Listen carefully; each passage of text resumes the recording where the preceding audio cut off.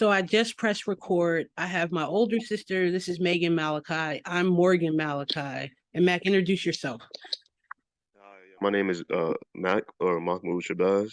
Hello. I'm very interested in having this conversation with you. Wonderful, wonderful. So you guys listen, ask me whatever you want to know, and I will answer to the best of my ability.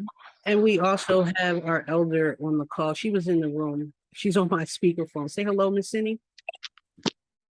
Miss Cindy, you can say hello. Hello.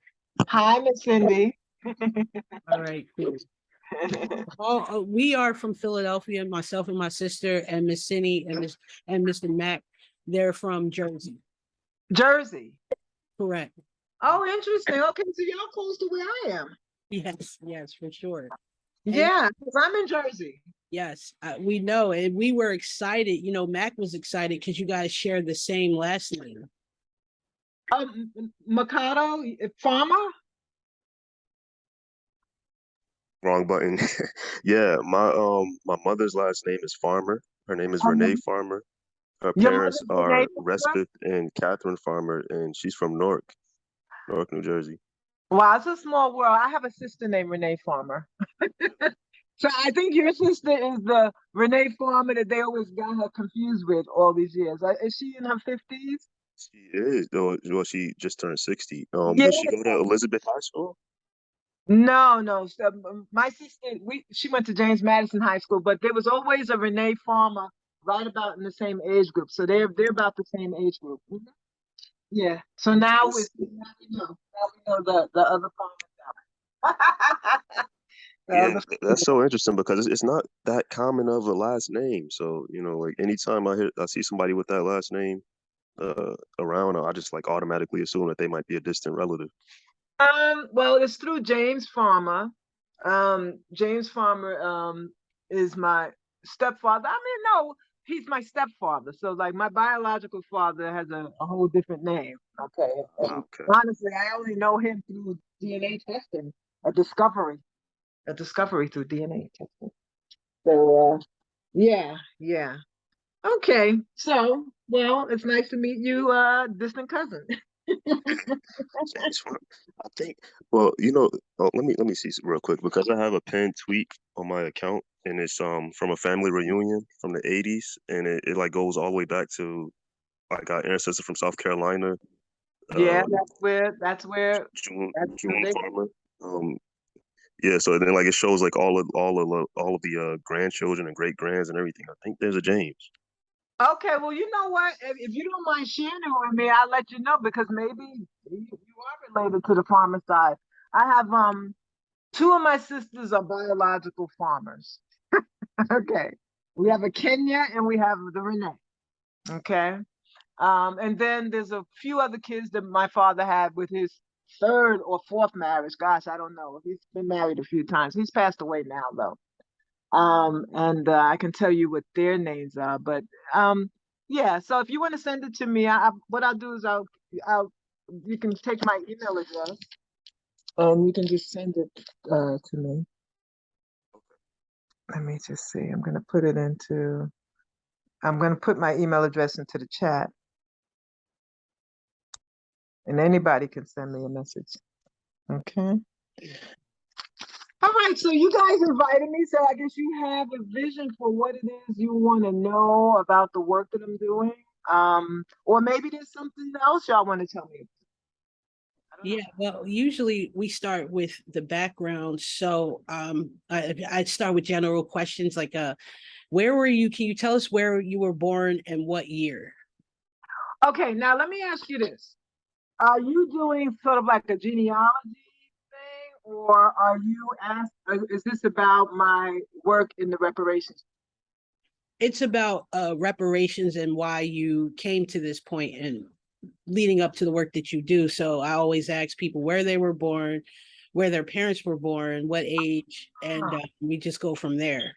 Okay, I was born in at Kings County Hospital in Brooklyn, New York, November 25th, 1965. Okay.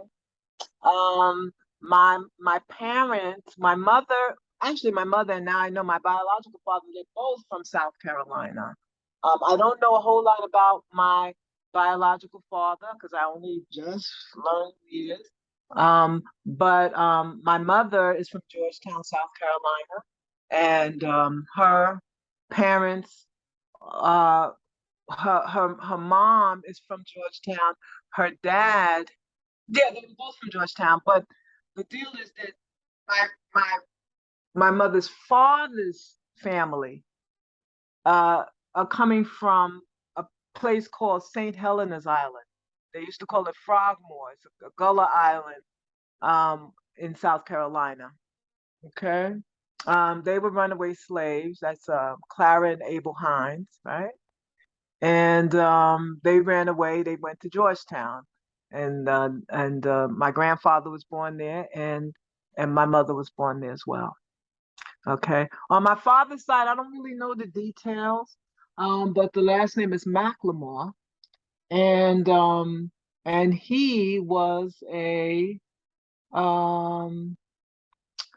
he was a horse trainer, and also, um, what do they call it? He was a singer on the Chitlin circuit as well. That's how my mom met him. Okay. So yeah, so that's, I mean, I'm still learning things about him, but I did manage to meet two brothers I never knew I had, through the DNA testing. And one of them is a lawyer, and he actually used to defend, or still defends insurance companies and same companies that I fight, which is quite a coincidence. The other brother is an artist, and employees rescued from this daycare facility. hello. Excuse me, that was somebody coming into the chat. Sorry about that. No problem. By a lot. Okay, so um, what? And the other brother, he's an artist and he is a writer and a mathematician. So it's interesting. I mean, wonderful, wonderful brothers too. I'm excited. They're like family men, both married, and have nice families. And there are others. There are others. I just learned a lot. But I have five sisters, and they are in various types of occupations, some law enforcement, some education, some social work, just a little bit of everything. Okay. That's awesome. That's awesome. So now this brings me to the ultimate question, for me anyway, for you. What was the first time you heard about reparations? Well, I didn't know what it was called, but as a child, the topic would come up in our childhood. We grew up poor, okay? We were on public assistance. And, back in the day, there were all kinds of hurdles that my mother would have to go through, um, just to get her checks sometimes. I don't know, back in the day, I don't know what they do today, but there were all kinds of hurdles that she had to go through. And my grandfather, who had a lucrative business, would get frustrated because he felt, they owed us 40 acres and a mule, and this little bit of check that they were giving my mother was the next best thing to reparations at the time. So he would say, they still owe us our 40 acres and a mule. Why are they giving us a headache over this little bit of money? But they didn't use the term reparations. But I learned, I guess it was probably at the end of college that I started to, I got curious about, people like Malcolm X and Black Panthers and folks like that. I got curious about them, but I realized I didn't want to take the books out the library because uh, those books were not on the shelves. They had to do like deep searches, so you had to submit all this information and be able to get the book. So I actually, at the end of college, I actually started buying my own books, and I read a Malcolm X book where he talked about basically that the government owed us, and I just began curious. I became curious to just learn a little bit more about what this is. Like this, the term reparations might have came up. See, now folks can Google and get information today, but back then, research required, digging at a library. Um, And I'm trying to remember, how was it that I started? I guess what I was able to pull was there were a couple of different groups around that were doing reparations work. Um, and I started to piece things together from there. But there was an event that took place that I was invited to participate in, and it was the African burial ground. There was an unearthing of a burial ground in Lower Manhattan, and they found the remains of people who were enslaved there. I I was invited to to help with a media event because I worked in the press office, but I had met someone doing an event that I had put together. I used to be very active in the gay and lesbian community, and I put together to help women businesses a forum, like a marketplace, and I think it was Elijah Muhammad's uh, granddaughter, the Honorable Elijah Muhammad. His granddaughter somehow knew that I knew women drummers. I'm a musician and I knew a lot of women drummers from that particular event because I invited women drummers to play. In any case, I was invited to try to organize women drummers to participate in this vigil. It was going to be a vigil to call attention to the burial ground that had been unearthed. And there was supposed to be a parking pavilion put where they found the remains of maybe 20,000 formerly enslaved Africans. It's right at the foot of Wall Street, right next to City Hall in New York City. Anyway, that's when through my participation in that, I made a decision that I wanted to go back to law. I wanted to go to law school actually and develop a case for reparations because I learned that these people were the first stock on Wall Street, you know, and so that's where the whole reparations thing for me really started, down in that burial ground. Mac, do you have any questions before I go ahead? Yeah, yeah. I just really wanted to talk about you know, the you basically being a trailblazer and going after these multi-billion-dollar corporations, which were directly involved in the institution of chattel slavery in this country, um, specifically Aetna back in 2000. You know, this is something that I've always spoke about when we talk about reparations because there are people who are still kind of like taken aback by it. They might think that it's a non-starter. So I mentioned to them like there are existing corporations now today on Wall Street that have amassed billions and billions of dollars that started off as basically being involved in chattel slavery in this country. And once people hear that, they say, "Oh wow, you know, it runs this deep in this country." And learning that you're a trailblazer and going after these corporations was something that really intrigued me, Mm-hmm. and something I just wanted to say. Well, thank you. And let me just say this, we all have a calling in life. Each one of us has that thing that we were put here to do. And I believe wholeheartedly that this kind of work is specifically what God and the ancestors had for me. I'm not a religious person. I'm spiritual, and I'm only like really spiritual because of the things that I have seen through this work. And honestly, I'm going to tell you, if I have a screenplay that's being sold on Amazon, and I tell a story in that screenplay, people probably don't believe, but I had an experience at the burial ground that led me to know that this is work that I'm supposed to do. And so there's a lot of things that happen that are not, that don't make a lot of sense in the secular way, but spiritually speaking, they happen. And one of those things is this idea of the dry bones. My job was to make those dry bones live again, and at the burial ground.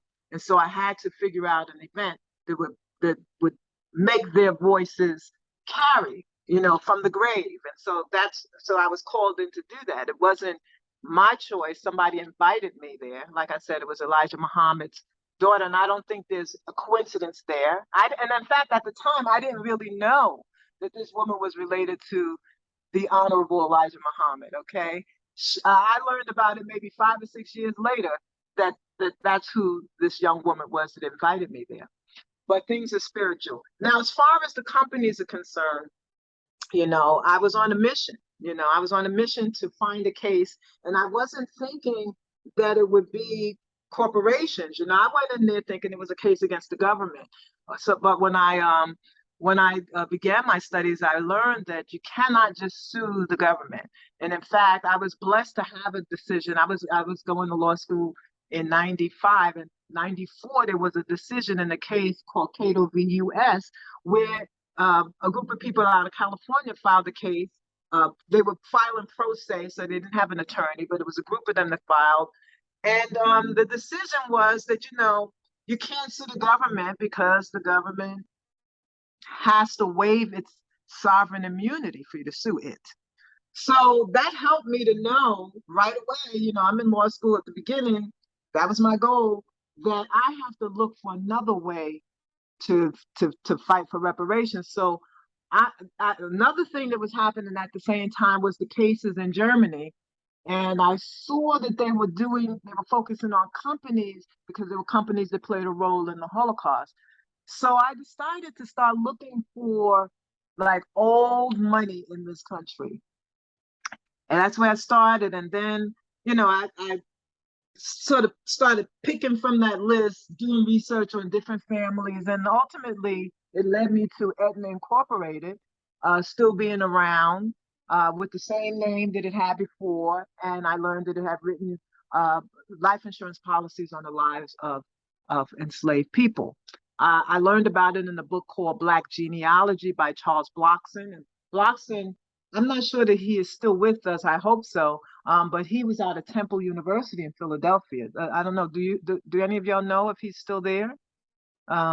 Megan, Yeah, I'm about to answer. Hi, how are you? Hi. Yeah, I was in the Black Studies department at Temple, and his library is still there, and it's amazing. But I do believe that Dr. Blockson passed about a year or two ago. Right. Well, it was his book that had a Aetna policy in it. So, okay, this research, I was doing this research in like '96, and just really that's when I started really developing this particular argument. And I graduated in '97. No, I'm sorry, I didn't graduate in '97. I'm sorry, I graduated really officially in '99. I got married in '97. Okay. And I did an internship with Encobra. I was their intern, and in fact, once again, we didn't have the internet the way we have it now. So finding Encobra was a challenge. I have read about them. There was also somebody else, Dr. Robert Brock, who was in literature, in articles, online. Now we had databases, but we didn't have internet. But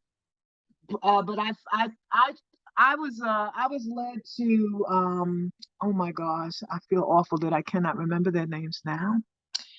But two elders who had created the Black think tank, and they actually connected me with Encobra, and Encobra accepted me as their intern. So I was married for 1 week. And the next week, I went to work for Encobra in Washington, D.C. as the intern.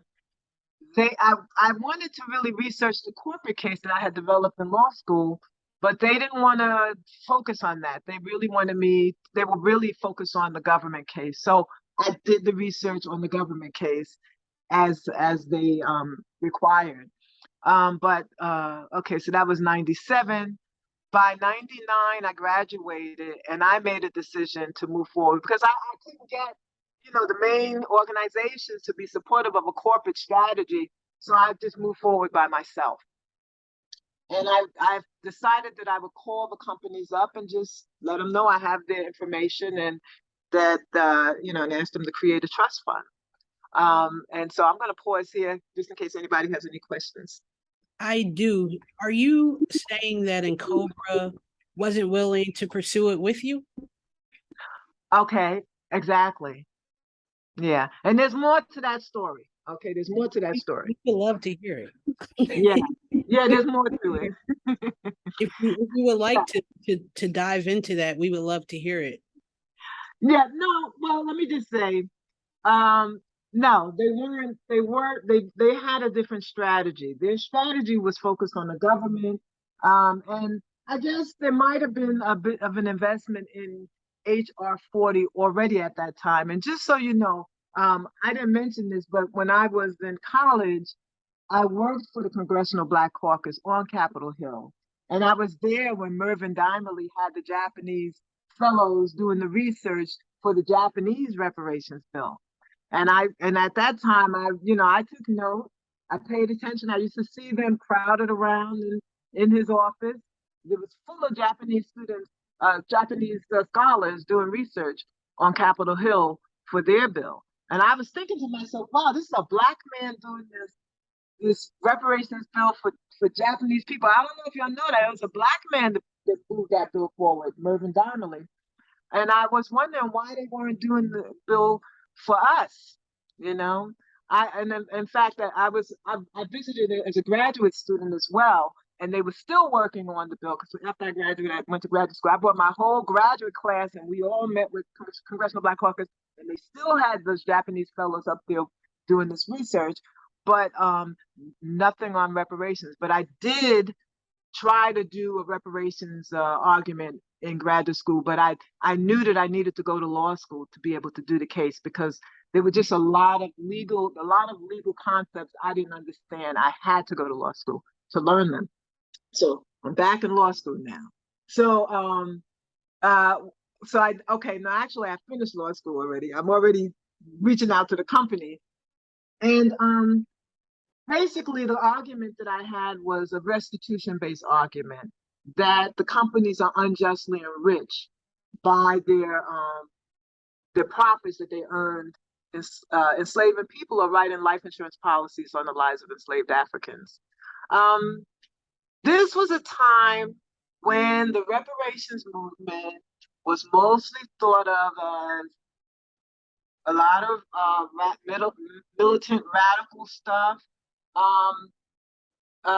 It was not popular. Anything that people thought about reparations was radical. And honestly, today it does not have that stigma. And I personally believe it has everything to do with this particular approach. When people got to see the companies were still around, multi-billion-dollar companies, their attitude about reparations changed. They understood a little better. I thought I was gonna find really, we always talk about the Americans built on the backs of black people, and I said, okay, well, we keep saying all of this mumbo jumbo. Let's find out exactly who it is that is around who was built on the backs of black people. So that's why I focused on that. I dug up these particular companies, all banks and insurance companies. There were railroad companies as well. Just so many different companies that may have even started out as insurance and an insurance company, but later on became a bank. There's just a lot of tracing of a lot of different companies. And listen, guys, I was out of law school. I was pregnant. Because I had got married a couple of years earlier. I was in my early 30s, and I didn't have a job. I was doing legal temp work, but I took my little legal temp money and I paid for my research. I didn't have any funding. There was no institution behind me. A lot of folks think it was Harvard. It was, they think it was all of these different institutions, but no, it was coming out of my pocket. I was doing this research myself. And I was making the phone calls from my kitchen table, where I happen to be sitting right now. And that was that. I realized that it is possible that one person who's really determined can really make a difference. Okay. Any questions? Does Any- anybody in the audience, well, we're not on Twitter Spaces, but does anybody else have any questions?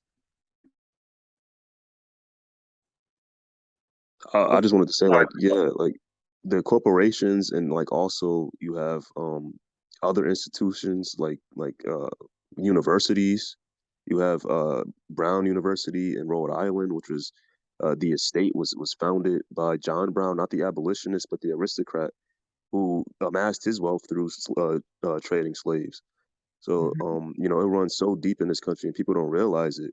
And I'm just so happy that you were able to you know, break that open and like open it up to so many people, open so many people's eyes. Thank you, thank you. Now, the thing about Brown University, you probably know we did that research, right? And when I say we, I mean there was a little team of people that I had pulled together when we did the thing at the burial ground. Well, I pulled that same group of people together because we were so successful with the burial ground event.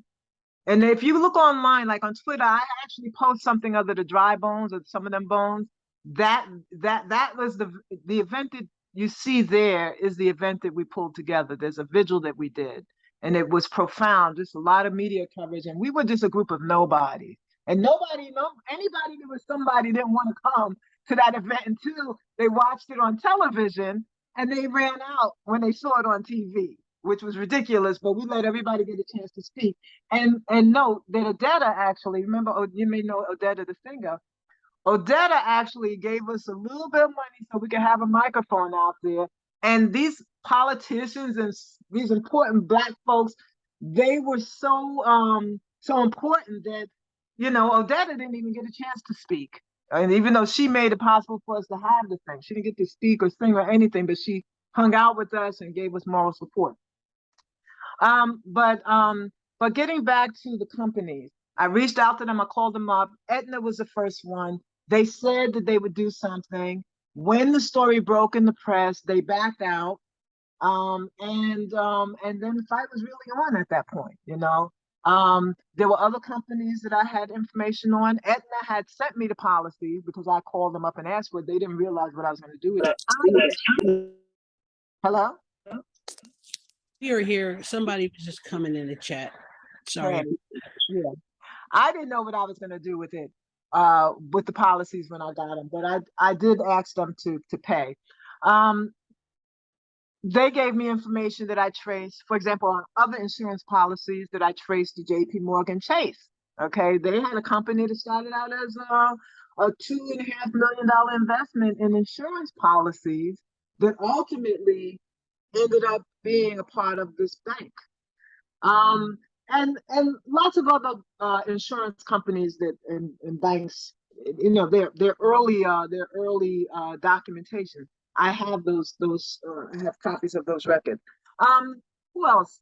So right away after the story broke, California California State Senator Tom Hayden reached out to me wanting to do a bill, which was called he called the Aetna bill, but Aetna lobbied their name off the bill, and by the time the law passed in um, in September of 2000, it was just called the Slavery Era Disclosure Bill, something of that nature. It's like, yeah, Slavery Era Disclosure Bill, and it was the first one in the country. And the other, and really, what he wanted to do was he was trying to help me to get these companies to have to reveal their connection to slavery. Okay, that's what it was about. So there's probably about 14 or more of these laws around the country. The origin was literally to help me get the truth from the companies. And that was it, you know, but it became the reparations law. So people were running their campaigns for elective office on, you know, getting one of these bills passed. And people just lost connection with why it was that these bills were being passed. And you know, unfortunately, once the bills got passed in some municipalities, they never even collected the reports from the companies, you know, which is what we're doing now. We are actually trying to make sure we get that information collected. Okay, so moving right along, by 2002, um, we made a decision to pursue litigation against the companies. And I had been trying to get lawyers all along. But by 2002, the media coverage had grown so great that that the lawyers coming and seriously wanting to do lawsuits. Now I'm going to tell you guys something. This is a sad story, but it's real, okay? And this is something for you to understand.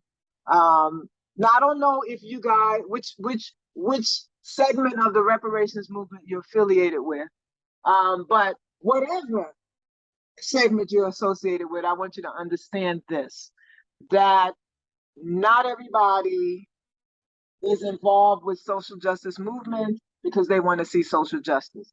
Some people pimp off this work.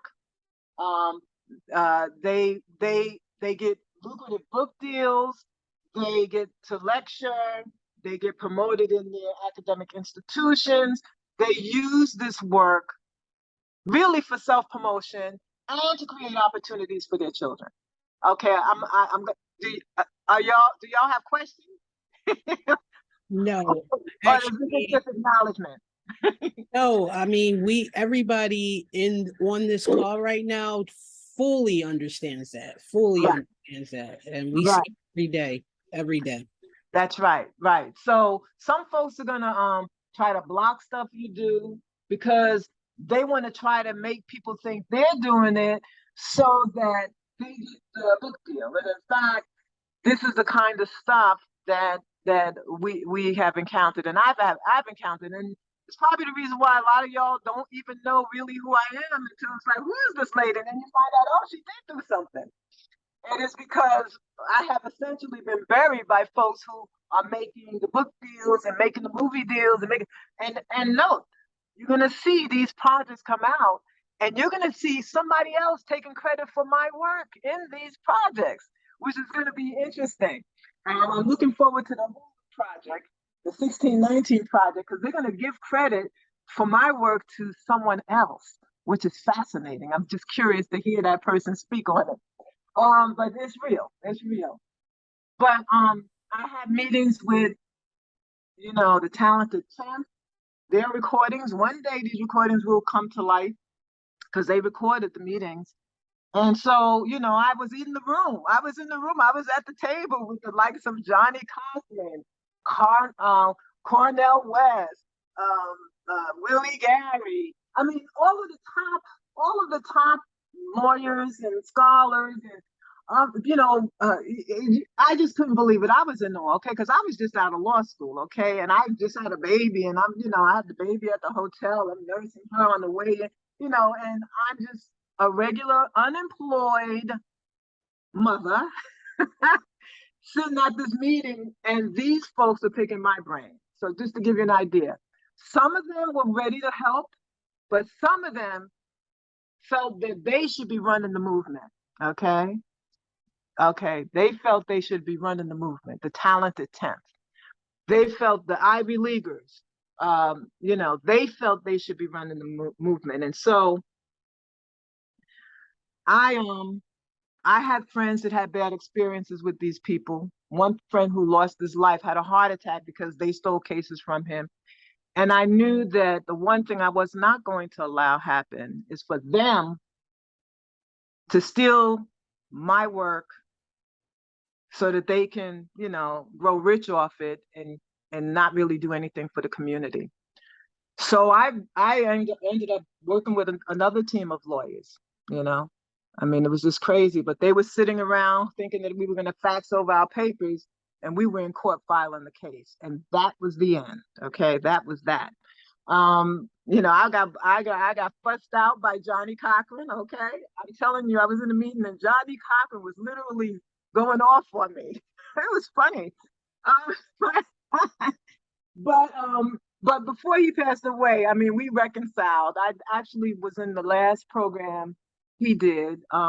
It was for the opening of TV One. We did a couple of interviews, and he really was very kind and very what's the right word? He really showed his appreciation for the work that I had done. So it was good. But he really wanted the reparations to be his legacy. But unfortunately, something happened. I mean, he had a brain, suffered a brain problem. And I probably months after we did this TV program, he died. And honestly, most of the people around that table that were blocking this work are dead or not unable to function properly. Okay. I'm just telling you, this is a spiritual thing, but that's God and the ancestors. I'm just going to leave it there. And I'll pray that I continue to have good enough health to do whatever I have to do. But that was the reparations work. So what did we accomplish? Now, we accomplished things people are not aware of with the case. Number one, we had plaintiffs who were biological sons and daughters of slaves. We had defendants, biological sons and daughters of slaves. Some of them were enslaved. It's just a whole lot of stories that were told that people just had no idea about, okay?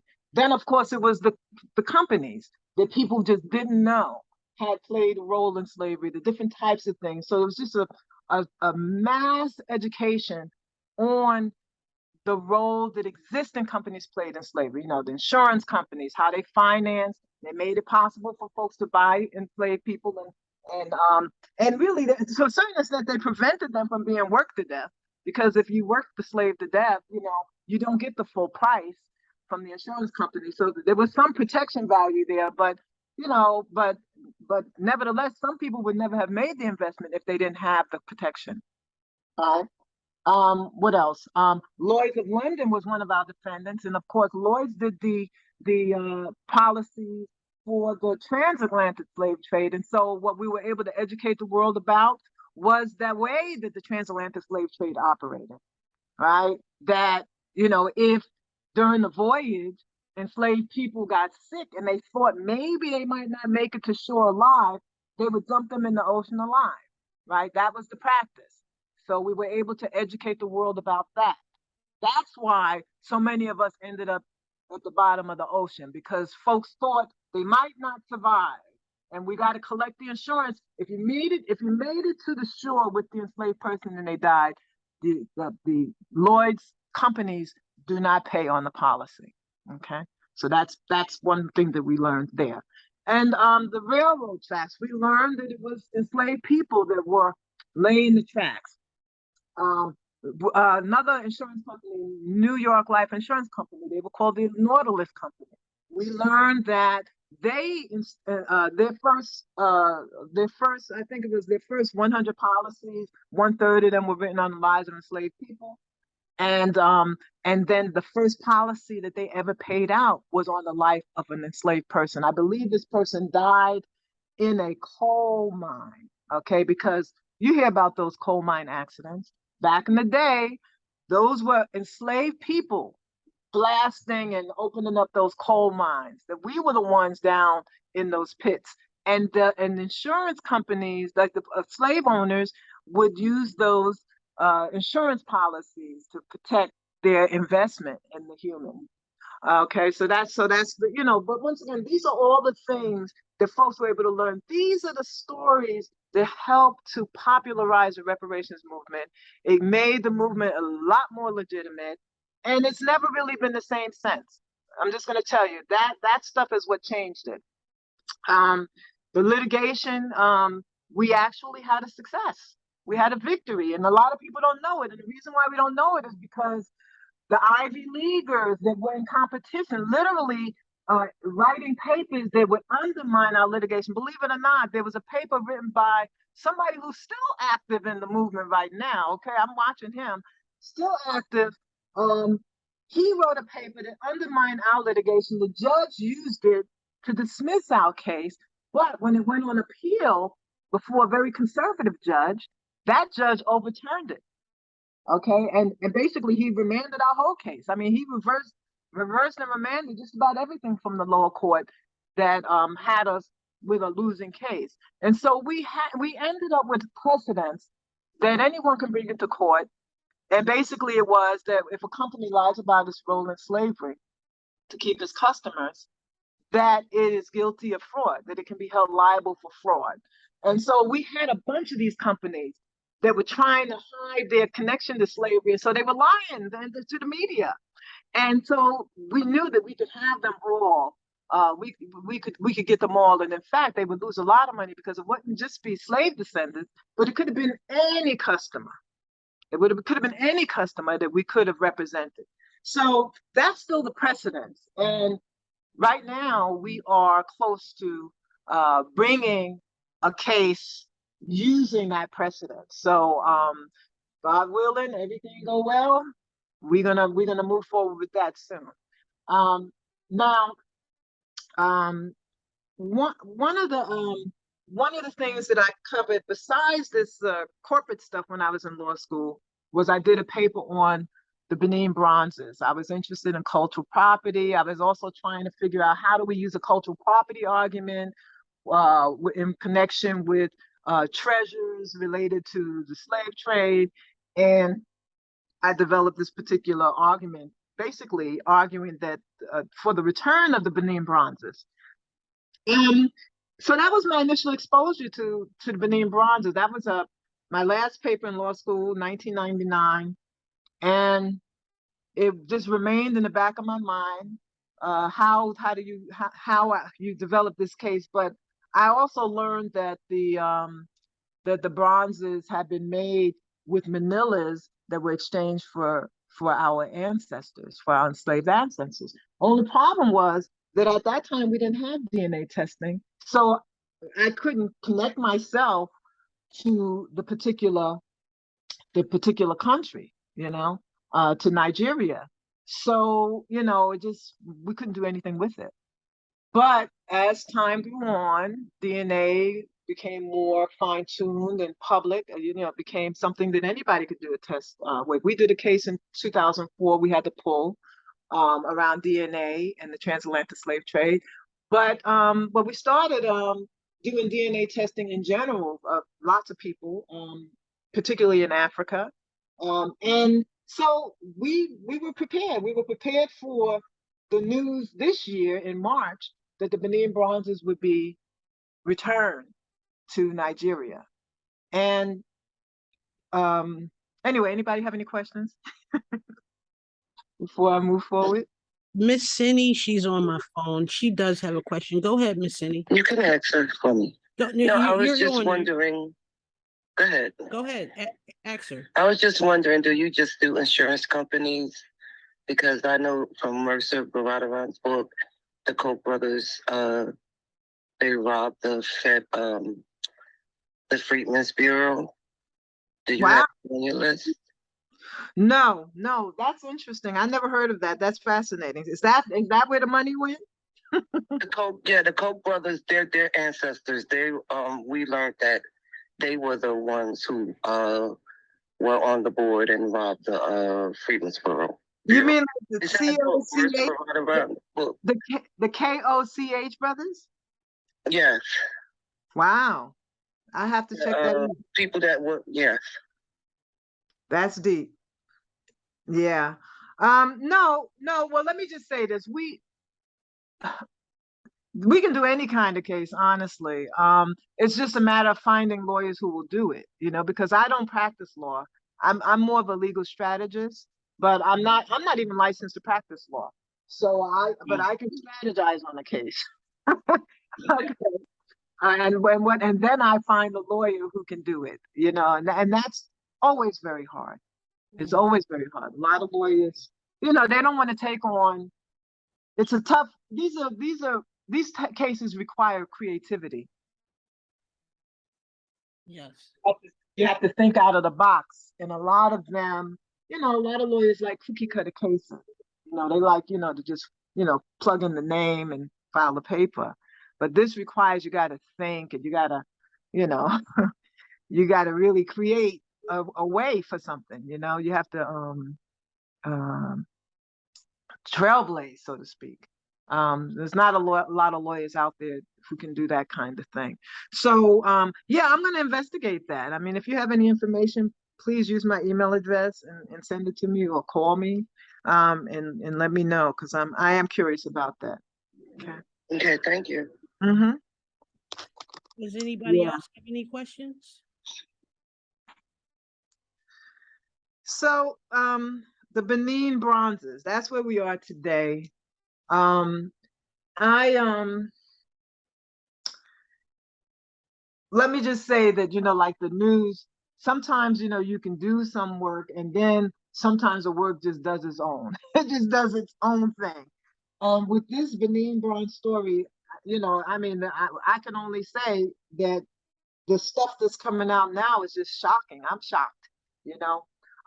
But as far as the bronzes are concerned, what I felt was necessary to call attention to the role that the slave trade played in the creation of the bronzes. I felt we needed a story. We needed somebody to pick up the story. To we had all the research, we have all the documentation. Listen, guys, download those pages I'm posting on Twitter. Keep that information. Okay, at some point, one day you're gonna go and you're not gonna see me on Twitter, because they're gonna knock me off Twitter. Get those documents before they kick me off. Okay, but this is the evidence that we need, and it'll be hard to get these books too. I know that I ordered one and I just got a notice that I can't get the book again. Believe me, it's gonna be hard to get these books. But hold on to it. Bottom line was I felt we just needed the word to get out there, but the progressive press is not picking up the story. Okay. Okay. Gosh, you know what? I'm not even such a big Twitter person. I got to be honest with you. I think I'm there as Deadria Farmer-Paellmann, something like that, or maybe D Farmer. At Twitter, I'm not sure. If somebody knows my Twitter name, please post it because I really don't know it. I'm going to put it in the chat right now. Yeah. But bottom line is that the Benin bronzes were made with metal bracelets. They call them manillas. They were the currency for the slave trade. In particular, the Benin Kingdom had a preference for them. The Kingdom of Benin had been making bronzes and sculptures with ivory and wood, probably I don't know, for several centuries before they started to engage in the transatlantic slave trade. But by the 1500s, the Portuguese had come to that part of the world to start the slave trade, and so the kingdom of Benin is located in Edo State, Nigeria today.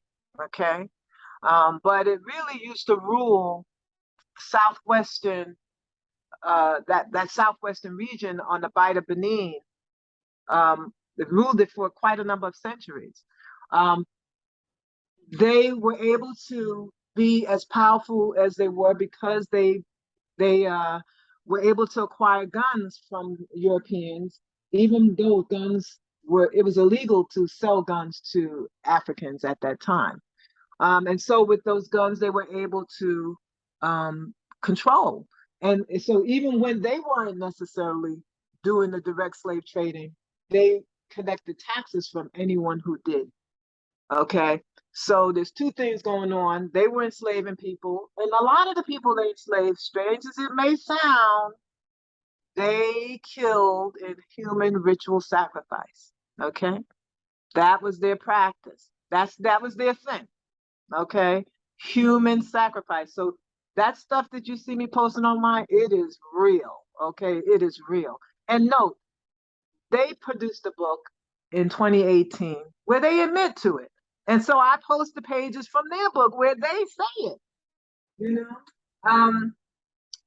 I'm going to just tell y'all something else. Even if you're not spiritual, like even if you're not religion, I'm not religious, but I am spiritual. This prayer that I posted there, y'all check that prayer out too, okay? Because that prayer is telling you everything. It's telling me I get my instructions from that prayer, okay? What you hear in that prayer, that's what I'm doing, okay? So understand that was sent to me, in a very strange way, but it was sent to me. So It's instruction. So you all, if you're doing this work, pay attention to that prayer. That's all I could say. So bottom line is with these people, we what I've tried to do with Nigeria is to meet with them to discuss, co-ownership, right? Because we both have an interest. Some of the bronzes were made before the slave trade. So, and some of them are not made with the metal manillas. So some of them belong to them, but some of them belong to us, and they should be able to share with us. Now, what does sharing mean? Okay. Right now, the European museums have them because of a punitive expedition that took place in 1897. After slavery was practiced, they were buddies with the British enslaving us, and by the time 1897 rolls around, the British, was trying to take over the actual African continent because they didn't need us to industrialize anymore. We had already, us meaning the enslaved people, had already done everything that they needed to get them to the point of industrialization. Now what they needed were the raw materials to run the machinery, right? So palm oil was a big thing in the Kingdom of Benin. So they needed access to that palm oil, which they were using to run machines and things of that nature, and even to produce some of the products. So British didn't need us as slaves anymore. They needed Nigeria. They needed the land. They needed, whatever the Oba of Benin was controlling. And so the next step was colonialism. And I always say colonialism is Africa's curse for enslaving us. Okay, that is the curse. I'm sympathetic, but it's tempered by the fact that, like my husband would say, if I'm working too hard, you did that to yourself. Okay, they did that to themselves. Is the bottom line. Okay, and that's that. Bottom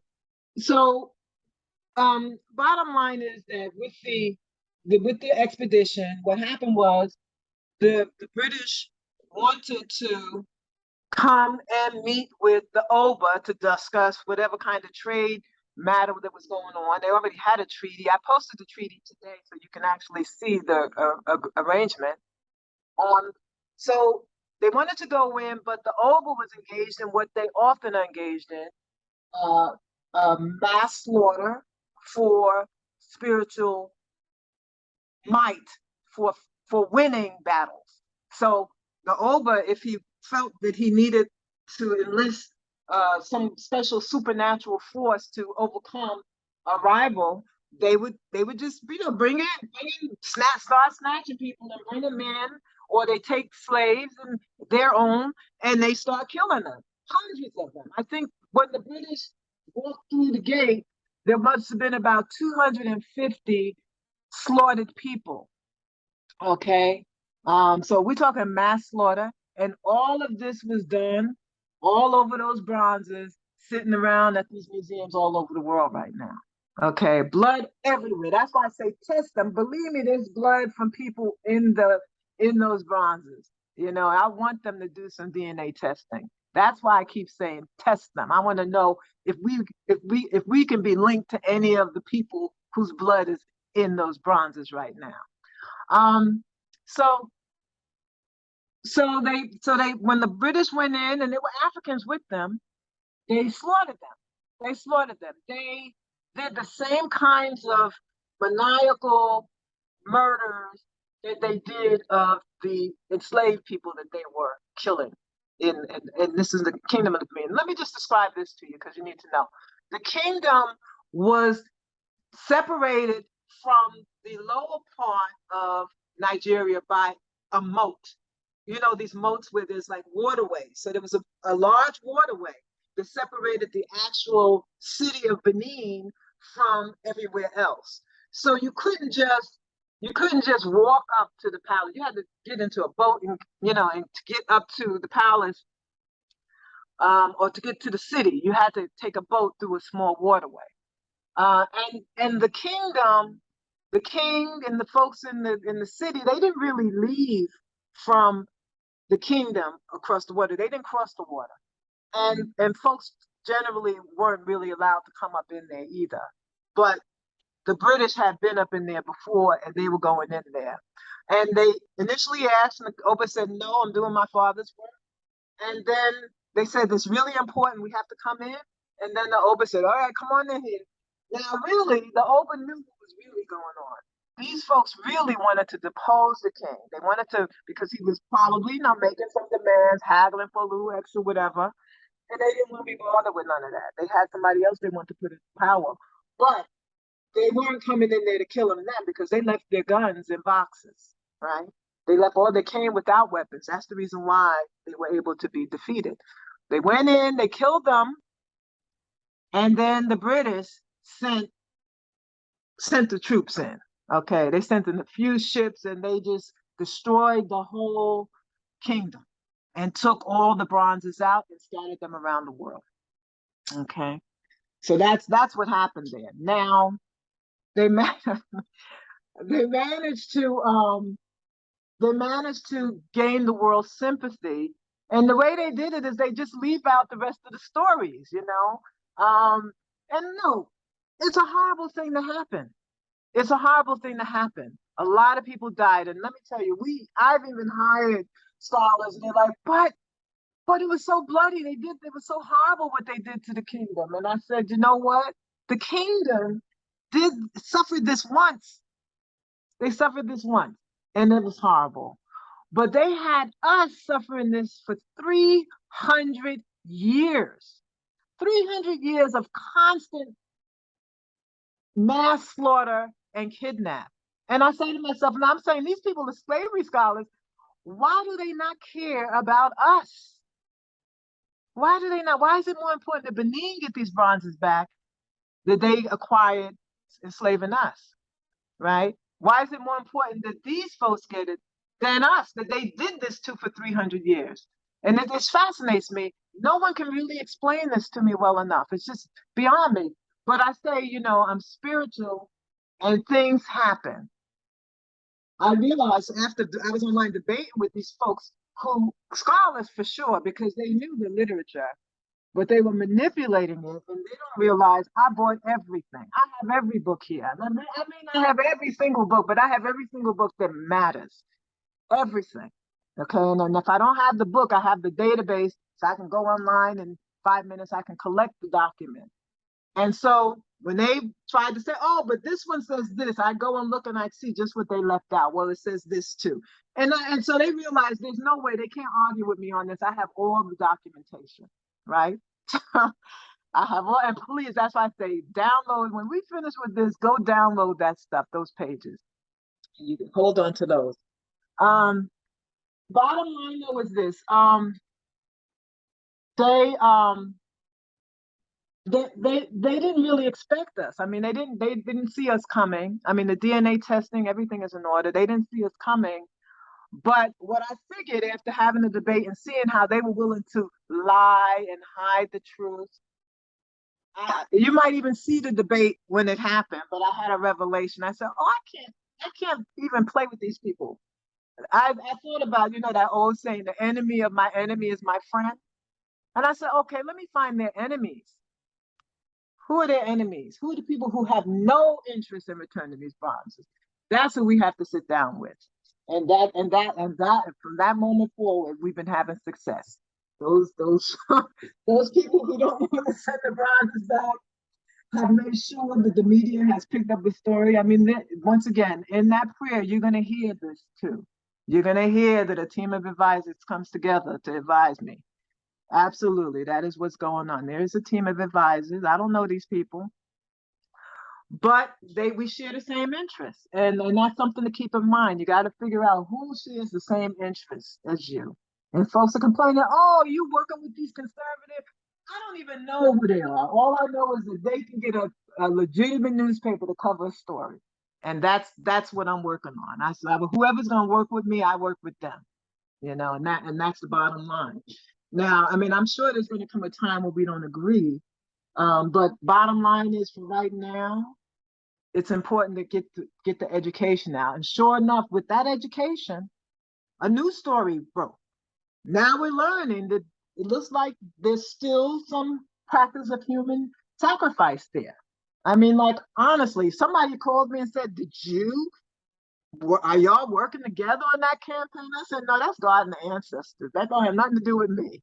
That's God and the ancestors. Believe that, because yeah, I don't have nothing to do with the other story. But I have the evidence that they did practice it. They admitted themselves. Yeah.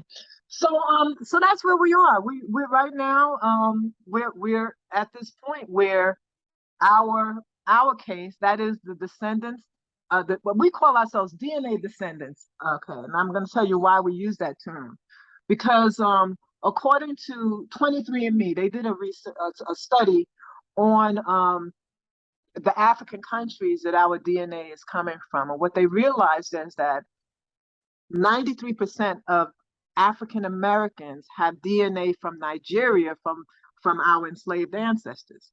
All of us, 93% of all descendants of enslaved Africans. So honestly, nobody really has to take a DNA test.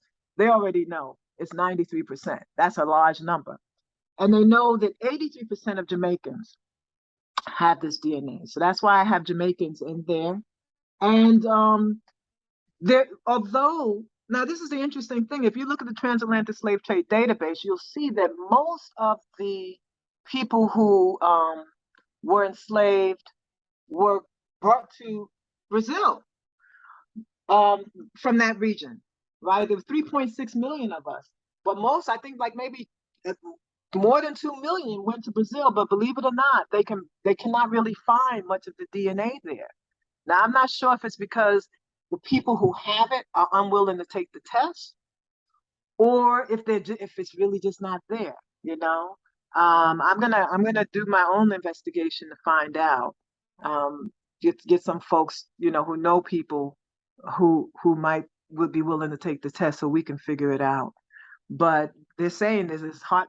They can't really find the DNA, Nigerian DNA, in Brazil.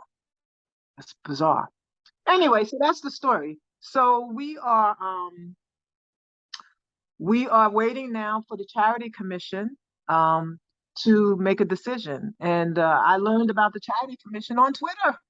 Okay, I'm, looking and learning, trying to figure out, how do I stop this train, right? How do we stop the transfer of these bronzes long enough so that we can require the Nigeria, create a co-ownership arrangement? Or maybe, these folks who don't want to send them out will say, well, let's do co-ownership, because these descendants of the enslaved people are willing to work with us. So let's work with them.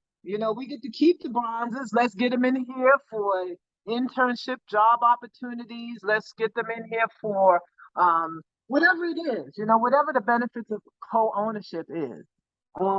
That's what I'm hoping that they're willing to do with us in exchange for just being able to keep the bronzes where they are. There's no benefit for us to have them in Nigeria. We won't be able to access them. Nigeria is welcome to have some of them, but why should they have all of them? I mean, they are the descendants of the slave traders, right? Right. Okay, I think that's pretty much that's pretty much where we are. Okay, we're not gonna keep you on a call for too long. It's been great. Like, I mean, I could talk to you all day, and I think everybody here, like, we are so excited to know you. I just want to say, I saw you tweet to Nicole Hannah Jones, and it spoke to me. I was like, this lady, like, she's serious. And that's when I looked into your background, because it resonated to me, because I'm one of those people that does the work, and I know that the people who really do it, they'll never get, well, people will never know us, and I know that. But I wanted to know you, and then McAdoo was like, "Oh, she has my last name. We should just actually get on Twitter Spaces." And I'm like, "Can we just do that?"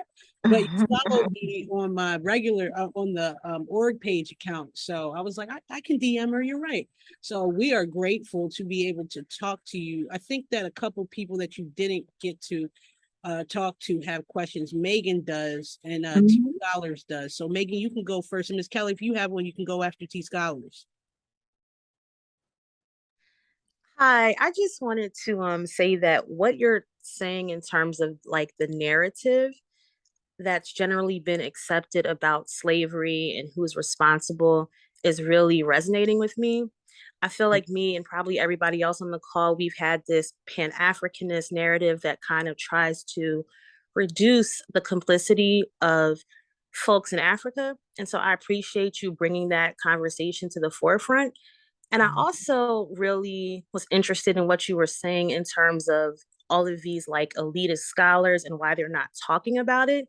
And I wanted you to speak a little bit more about how us actually getting reparations could change the social hierarchies that already exist in Black society and how you think that would look, if that makes sense. Sure. Well, okay. Let me start with the scholars. Their motivation is, I mean, unfortunately, there's a lot of self-motivation. There's a lot of folks wanting to just maintain the status quo. You know, there's folks who get, their $20,000 to $500,000 annually from some of these companies, and they don't want to have to share it with anybody else. Okay. Even though if we would sit down together and talk to these companies about what they owe us, we'd get much more. You know, folks are just concerned that they're going to lose the pennies that they're getting, and so they're unwilling to work together, or they'll block progress. So that's the story of the scholars. As far as changing things are concerned, well, things are already changing. Okay, and a lot of folks are very, very angry. To see, like, I'm so impressed with the kids coming out of California. I say kids coming out of California, they're not just in California. I know these young people are all over the country, but folks who are focused and uncompromising. There's just a different attitude, and I appreciate it. I was that person, bucking up against these same people, and I recognize the talent, the real hard work that young people are doing. A lot of folks, believe it or not, a lot of these people, a lot of Black people, multimillionaires, they've been multimillionaires for a long time. They just, they socialize and they talk about these issues, and it's just entertainment for them to a certain degree. It's not like real life. I grew up real poor. So for me, doing this work is everything. Because I still have family members struggling. A lot of these Black folks, they have money. They got their houses on Martha's Vineyard. They had them for, they like second, third generation on Martha's Vineyard. That's their life. It's different from a lot of the rest of us, And so for me, I'm going to be honest with you. I figured out how to become wealthy, and I wanted I wanted to have a trust fund so I could do this for all of us at the same time. But I figured it out, and it's not hard. It's not hard, but you definitely need to you got to have some real estate. If you don't have a real estate, boy, you're going to have a rough time. But real estate is really the way to get there. And so for me, when you talk about change, how do we change things? We have to understand that we have to move from being renters to being owners. And ideally, the kind of thing you own is really important. You need to own a house, a piece of property that you can earn equity in. And then you use that equity to buy something that you don't have no mortgage on. Okay. And then you let that appreciate in value, and then you get equity, you get a loan on that, and you buy the next thing. And there's strategies, and this is how I did it. I started with one, because I did this work. I didn't have no money. Okay, I had nothing. We were renting, and we didn't have anything. Now my husband. Now I'm going to be honest with you. My husband is a corporate. He was a corporate executive, a corporate vice president. Okay, he's a white guy. Y'all must have heard that already, right? So I learned a whole lot from about how they operate too. Okay, believe me, I'm thinking about all of that while working for us. How do we get that situation here? Um, that's what I'm about. Um, Bottom line is get the real estate first. We was broke, okay? I had to pay tuition. I had to pay for law school. I had a lot of money. He was negative when we got married. He was negative X thousands of dollars when we got married. So we had to overcome something. Okay, we had to overcome something. But bottom line is, yeah, that's what I want to see for us. And as far as changing the I'm assuming that what you mean is how do we get recognized as the people that need to be paid attention to?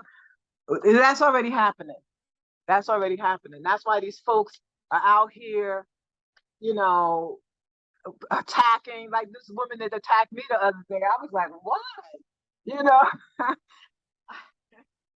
found out that she funds my organization. We've only been funded once. It's a blessing to get funded because I could share the money with people who've been struggling for years and not without any money doing the work. But, we managed for 22 years without funding. I think we could go further without it too, but it's a blessing to have it and I do appreciate it. And so this woman attacking me, y'all must know her Jam. You think they call her? Yep, Jam. Yeah, we IUR. don't like her. she Yeah, has all Yeah, of us we. blocked. She has blocked probably all of us on Twitter, and I never talked to her before ever in my life. I was just telling my sister Megan that the other day. Like, I never talked to you. yeah. Well, I don't know her, but she decided that this was the forum to come in, and then I did the research on her afterwards, and I found out that she sits on the board for the organization that funds my organization. Not on the board, yeah, on the advisory board. Anyway, but they told me that don't worry about this woman. She speaks for herself. She's not speaking for them. And but she's a Pan-Africanist, and I was also told that her job, she gets funding just to attack, the kids from California. I mean, that's what she actually gets money for that. And I'm saying, wow, that's a real problem. She's supposed to be Pan-Africanist, and her whole mission is to attack African American people who are fighting for African American people. It's a bizarre situation, but okay, I'll try. I mean, I don't know everything, but that's a weird one to me. But yeah, so these people, ignore them because they're not going to be around too much longer because it's obvious that their agenda is is it's old. It's in fact, I was just speaking to a real African who was like, oh, these Pan-Africanists. Yeah, I mean, honestly, they're brown nose and they think they're gonna brown nose and get what from Africa? Africa is not gonna give anything to them unless they fight for it. And they gotta really have to give you something. You know what I mean? They have to give you something before they give it to you. That's really what it comes down to. So this Pan-African stuff, they can play around with that all they want. They're gonna be paying attention to y'all. Right now, they're paying attention to me. Okay, they're paying attention to anybody who could threaten them. They're not paying attention to people who just want to party and take a vacation in Africa and get some good pictures. Anyway, any more questions? This is awesome. You are like, look, everybody's like, yes, I do. Go ahead, T. Go ahead. Yeah. I want to say thank you so much for for your time and answering these questions and giving your story and all these different things. It's to me very feels very intriguing, inspiring, and learning lots of different things. I definitely and and the question I have is relates to what I recently saw you getting a lot of actually buzz or trending for in regards to the bronze statue. I was curious have you considered about also looking in the future or near future in regards to reparations from African nations or tribes, etc., as a result of this particular thing that you brought out to light about the Africans involved in the slave trade and making money off of in regards to the bronze statues and things of that nature. Right. Well, most of the African nations don't really have, like money to give us. They're struggling. I mean, they really are struggling, and they really aren't able to even take good care of their own citizens. I mean, I was checking out Nigeria with their oil, and I think they lose 80% of their oil. Okay, they lose 80% of their oil. So, I mean, there's corruption obviously going on there. But the people are struggling. They need housing, they need the infrastructure. So they can't afford to pay us reparations. But there are things that they can do, and that's why I always focus on dual citizenship and land, because they can create some space for us, and they can offer us dual citizenship, and it will benefit them. The dual citizenship, a passport that we pay $50 every 5 years for, that's money for them. I mean, why wouldn't they take advantage of that? Allow us to travel with some benefits of citizenship. That would encourage us to come. That would encourage tourism. But for some reason, they don't even see the benefit in doing dual citizenship. That's why I say, these Pan-Africanists, there should not be any cozying up without that being on the table. That has to be the first thing to discuss. I mean, where's my citizenship? Where's my land? I mean, then you can talk about all this other stuff, right? But yeah, so no, I don't really have an interest in suing Africa for reparations or any of that. But really, this particular issue, the Benin bronzes, is very unique. I don't think that you'll find the situation with probably any other artifacts. Maybe as we learn, we may learn that there, other places that did the same thing, created their national treasures with blood money, literally. But this is unique to melt down blood money and turn it into your cultural relic. It's unique, you know. So this is why this is demand is here. And no, the media, they're exploiting the situation a little bit. They want to make it look like, we're making a demand just because Nigeria played a role in slavery. No, that's not our issue. The issue is that the bronzes were literally made, but basically that our ancestors literally paid for them with their lives. And we are still paying for those bronzes with the struggles that we suffer from over here. Thank Okay. you. Thank you so much. Oh, sorry. No, go ahead. My bad. Yeah, no, I was gonna say thank you so much for for that answer. Yeah, and then last question I'll ask you, do you feel, and from your work, because it seems that you've been involved with reparations related efforts for some years or if not decades now at this point. So do you feel that you've witnessed like a growth or rapid and from your point of view, or like a rapid like growth or attention to reparations pertaining to Black Americans over the years or in more recent times, and the success? Yeah, Yeah. in your opinion? Absolutely. I believe wholeheartedly. I believe that the seeds that we planted, really focusing on the corporations and the universities, are yielding success now. Companies did pay money. Companies, they didn't pay a lot, $20 million back, when we were making the demand outside of the court. A lot of universities, also historically Black colleges and universities, believe it or not, I would say I was really like the fundraising tool for a lot of Black organizations and Black institutions. If I expose a company, I tell you, by the following week, all the Black college and universities presidents, they would have had their meeting with the company within a week. They would collect the money. And the same thing with Black organizations. Listen, somebody came to me and said, look, they paid us just so we don't help you. Okay. So this is, so we know that we helped a lot of organizations and institutions get money. And yeah, we call that down payments for reparations. But in addition to that, Brown University, we actually were the organization that got Brown University to do their study on their past. And then they created a $100 million endowment. And so that endowment is the role model for two more universities, Harvard there's one other one that just created a $100 million endowment. So it's a role model. But see, what we believe is that we don't want endowments. We want them to give that money to our trust fund, okay? Because we cannot monitor what they're doing when they control an endowment, okay? So next step really is to create a trust fund that will receive this money. And that's the tricky part, how do you structure a trust fund so that everybody benefits? And that's where, like, my husband's PhD can come in handy, like, with the corporate, understanding how corporations operate. Maybe it needs to be structured where we all are shareholders.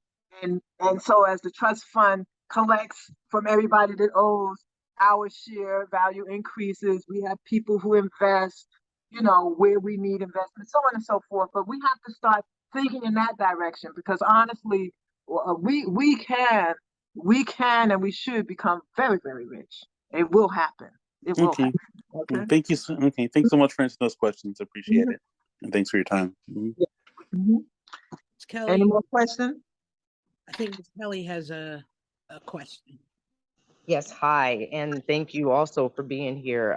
Actually, I think you already answered it, but I just wanted the opportunity to talk to you because I think that you are everything that is gold, everything that I want to be and am trying to be. So thank you, and thank you, Morgan, and everybody else who even got you here. So I wanted to say, this is what I was going to say, but I believe you already answered it. There is, you were talking about how when you were, I guess, in Washington, I guess, and you saw that, bills or whatever were being written for the Japanese or for the Asian community, when they were going to get their reparations.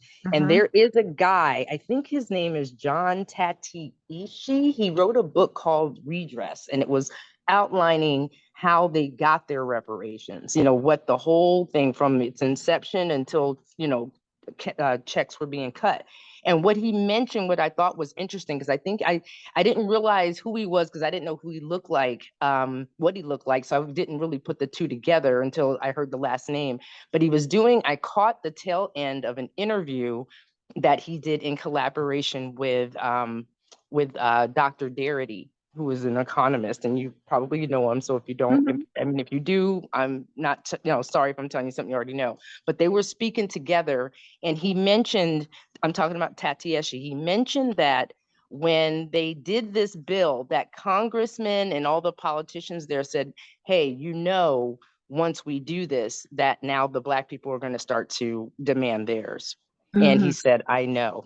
Because he is for it. He's all for it. But what I'm saying to say this, my question was, did you hear anything like that within earshot or with the rooms that you were in, that what's happening now and what's been happening since then is coming down the pike? Or did you hear that there's just nothing and this is a dead issue and you're barking up the wrong tree? I'm just curious because of the way it's manifesting itself right now as we start to get closer to the goal. And I'll take a breath. Thank you.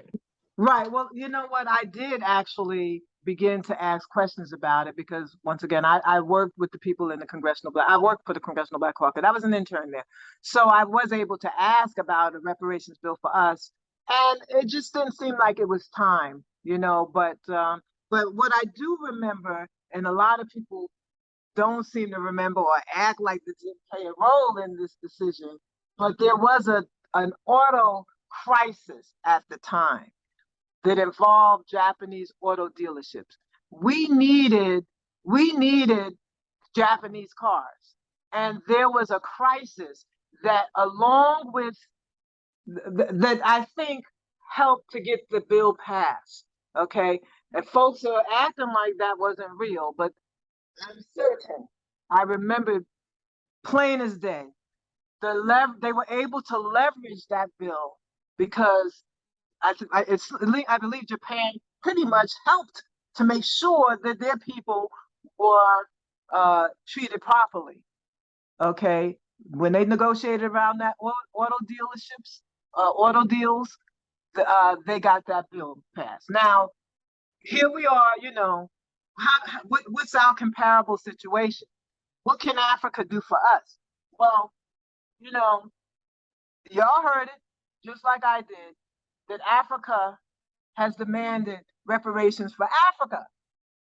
They didn't say, we are going to stand with our brothers and sisters and we're going to leverage the need for our resources to ensure that they get reparations. No, they said Africa deserves reparation because we lost all of our, you see what I'm saying? It's not the right message. And so Africa it's not trying to help us leverage the way Japan helped the Japanese leverage. It's just not happening. They're trying to walk away with the bag. Okay, that's what's happening, and so it doesn't look good. But that's pretty much the situation. Okay. Thank you. Mm-hmm. Matt, do you have any follow-up questions? No, I just wanted to thank you for giving us your time and your insight and your knowledge. Really, like again, like you're a trailblazer in this movement and all the work that you've done, and the fact that people are trying to take credit for your work. If there's anything that we can do to highlight what you've done, if we have to do a campaign, anything, then I know that I'm down for it. I know everybody in this room is down to do that because that's not right. No, And it's not. It's not right. And I just, I just really wanted to take the opportunity to make sure that she knew who I was because, honestly, she's probably much younger than me. So she was probably a little girl when I was doing this work, to be honest. So she wasn't paying attention to reparations when I was doing the work. So she may not know. And so it was enough for me to let her know. I think being invisible to a certain extent is a wonderful tool. I like being able to get the work done and then be able to walk down the street and nobody knows who I am. That's a great thing. So no, it's not so important that she's blowing me up. But I'll tell you what is important. And this is one of the issues when Johnny Cochran was trying to act like he was doing my work. When you don't know the facts, you do us a disservice. Okay. I don't know what the person is going to say who's going to be doing the interview on her program. If she doesn't know the accurate information, then she could do us a disservice. There's someone who wrote a book about the social life of genealogy or something like that, of DNA. And she completely made up a whole thing about my reparations work around DNA. She said that we had a decision and that we lost. That's a disservice. We never even got that particular case to court. We pulled it. We pulled it before it even got anywhere because our lawyer got sick and we weren't going to find anyone who was going to do it the way he was going to do it. So we pulled the case. But in her book, she says we lost. And so, her students at Columbia and now at Princeton, they're looking at this thing and, oh, they already lost that, so we can't fight that one. When there's still a battle to be fought. So for me, that's what's important. If you're gonna be talking about something that I did, if you want to try to take credit for it, make sure you have the right information so you don't mess up our chances of winning this battle. I want her to know what is the accurate information, and that's really the value of calling her on it. Okay. Any more questions? And just to clarify, she is talking about Nicole Hannah Jones, which is how I caught on to her. Not like I just saw her tweet, and I'm going to say this again. It resonated to me because I know when tomfoolery is going on, somebody says the Nostradamus of Twitter. So I get into it, and I was like, I told everybody, I was like, this is my sensei. I called you. That's what I called you in the chat. So we have Mr. Arthur Ward that came on the line. I think my mom would probably want to say something to you. She's like a word of inspiration person, and I would like you to talk to her too. I'm going to put his blog site in the chat, and I actually put my open letter to American Freedmen in the chat so you can see it. And this is what I use when I talk to people about reparations. I have copies in the car, and it basically narrows down all of the culprits that are obstructionists and just try to galvanize our people to understand what's going on in the overall movement in modern time for reparations. But Mom, did you have anything that you wanted to say?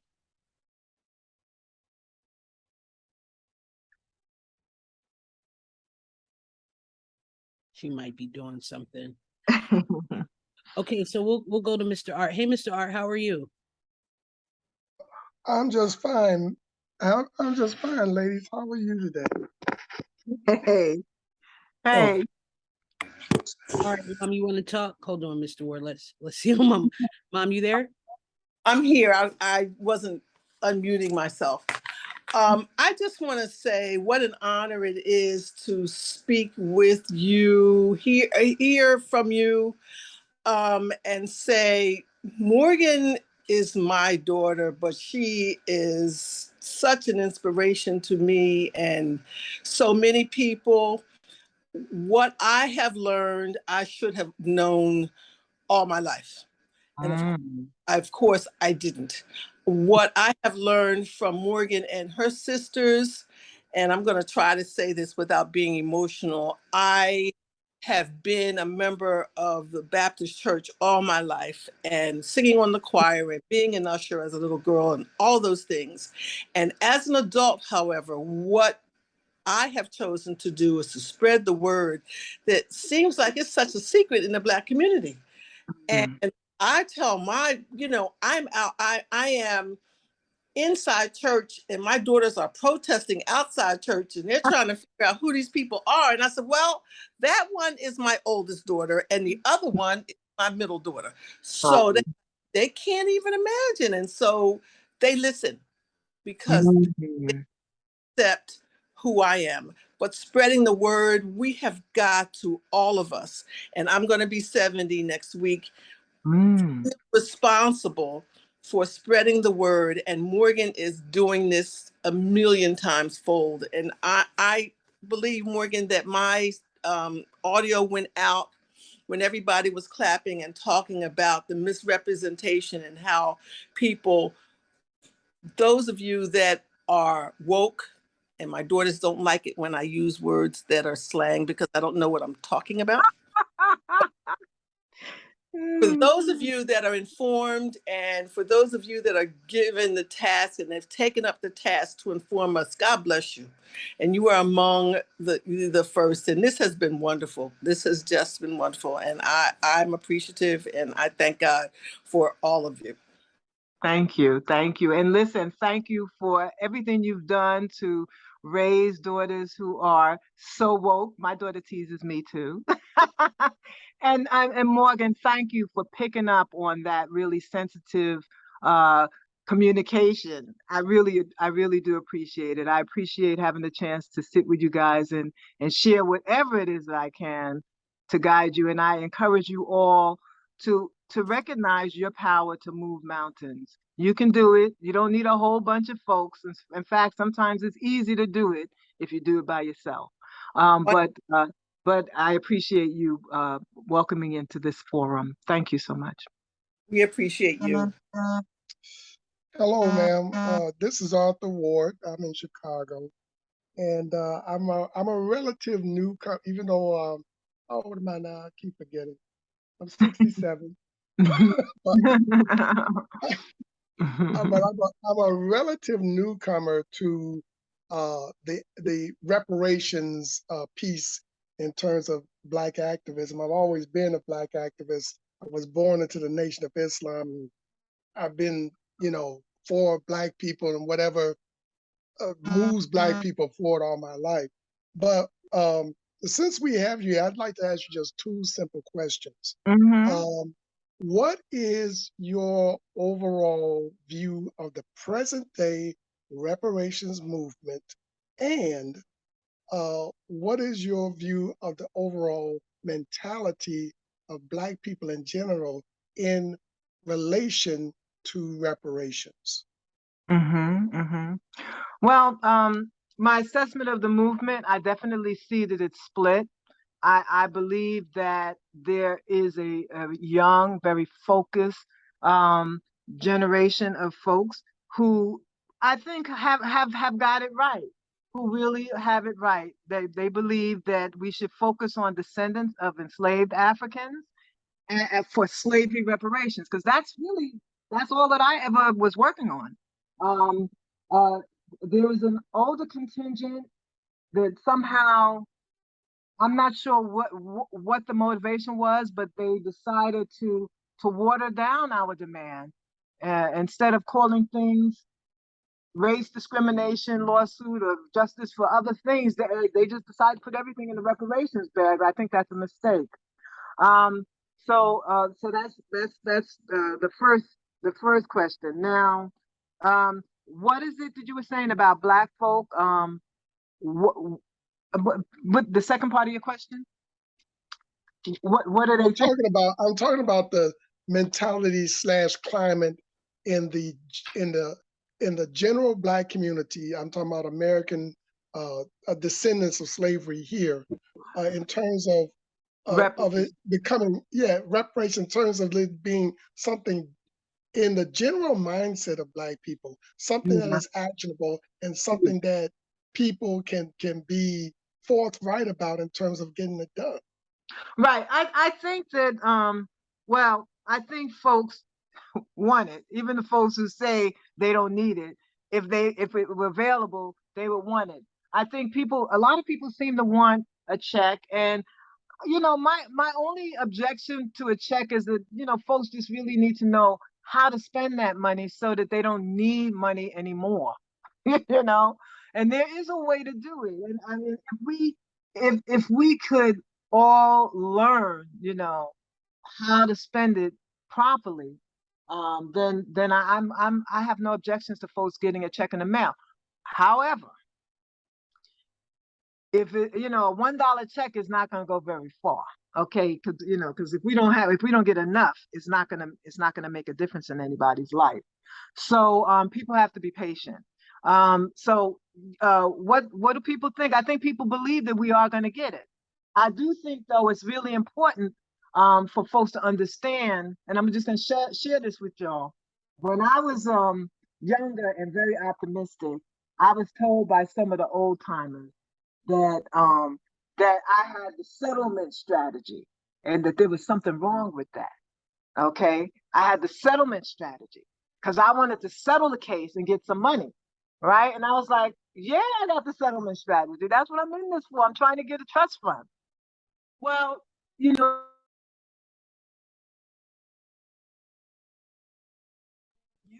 movement mobilize Black people for elections. Okay, and this is what I was told. So understand that, reparations came up during the political campaign to mobilize us to get out to vote. Okay. But we have to really become smarter than them. And we have to figure out how to require that they give us something, because there's a whole lot of money floating around. People of all kinds of folks getting money. I watched how those kids that were held at the border and really in what do you call them? Almost like prisoners were given like nearly $500,000 a piece. We were able to, we had money for that. So there has to be some money that they can pull out for us. And the only way that this is going to happen is that we have to figure out a way to demand it.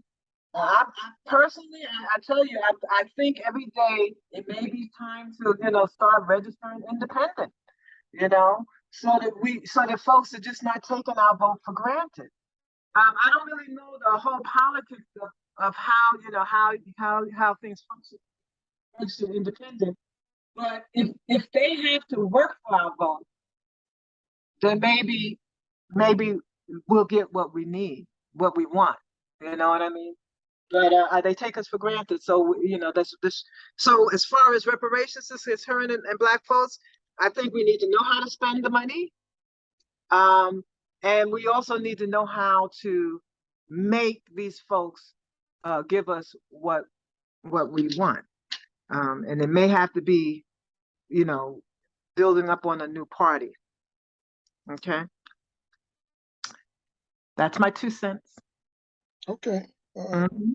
The only thing though, ma'am, the only thing that I just always hear, and especially when it comes to reparations for other groups, no one ever makes, how should I say, demands on how an individual should deal with their money.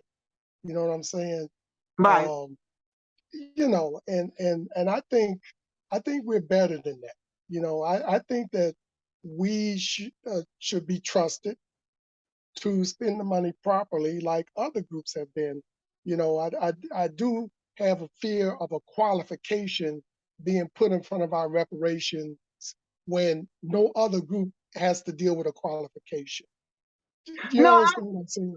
I agree with you. I agree with you. Yeah, You're 100% correct.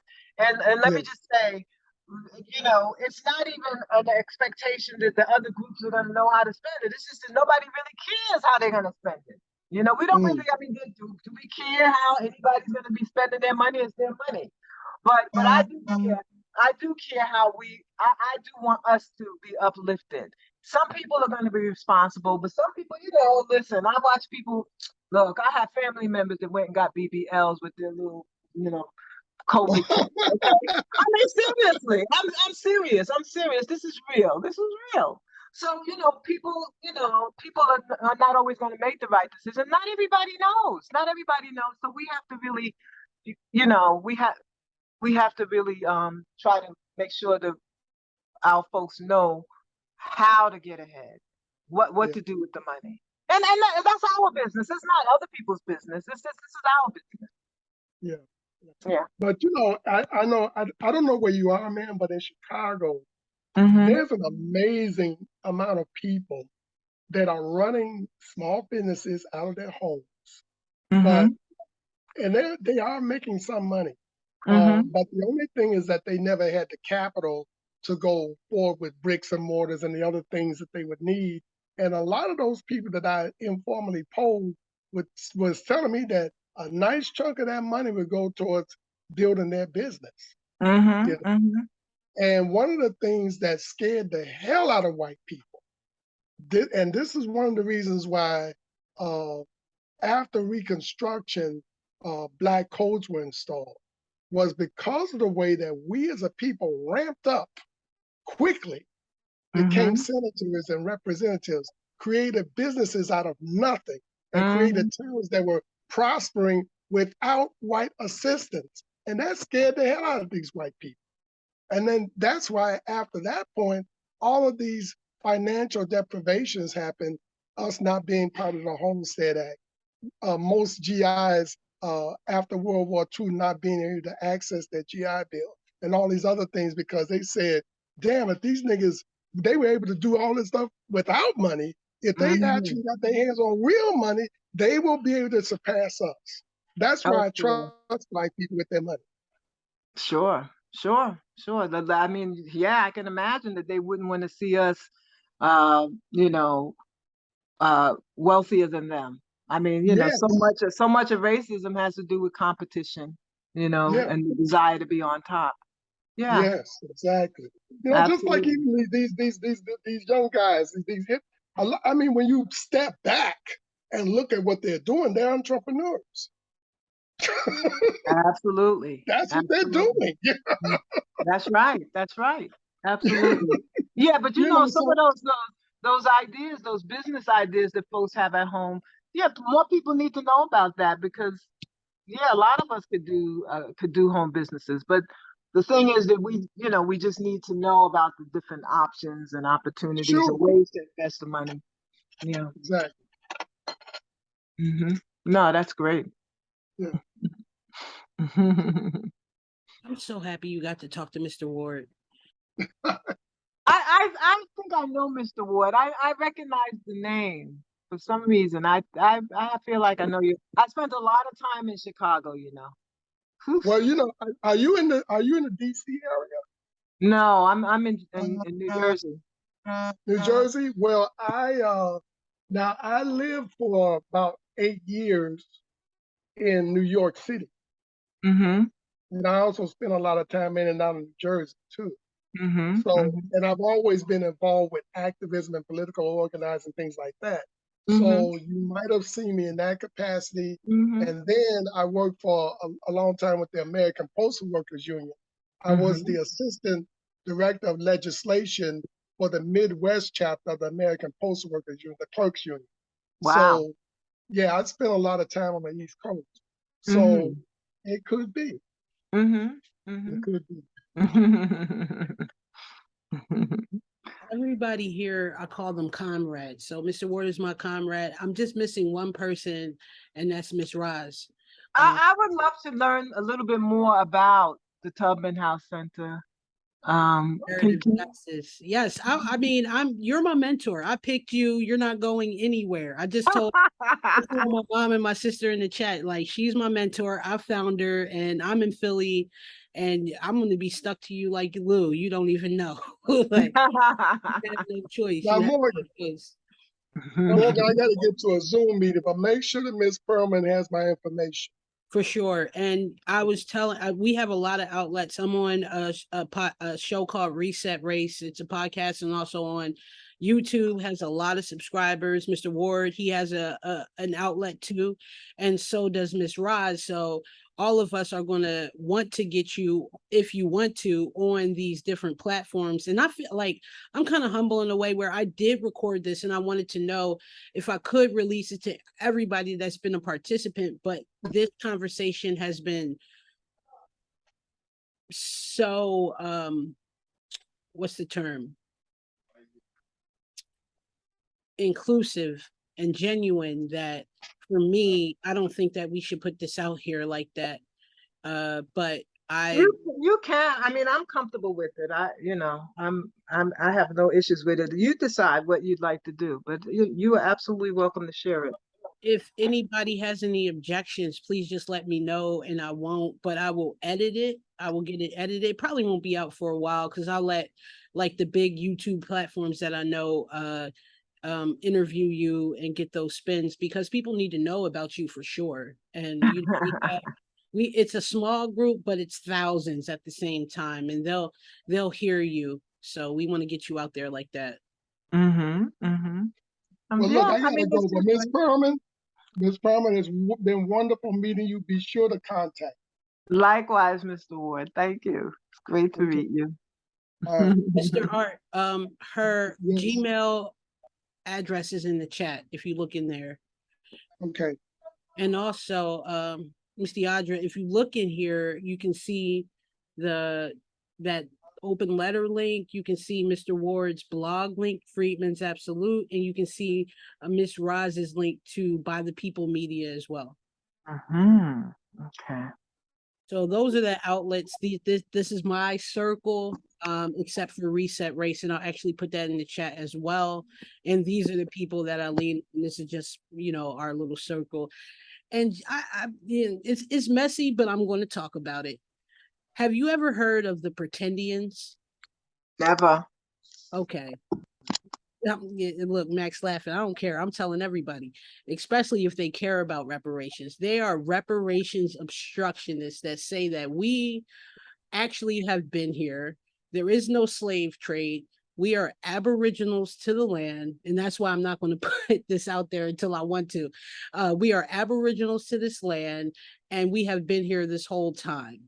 I feel like they are anti-Black and just crazy, and I feel like this is something that has happened, that the government has put out in terms of the internet, because a time when social audio, that was Twitter Spaces, that social audio came out. I was on Clubhouse.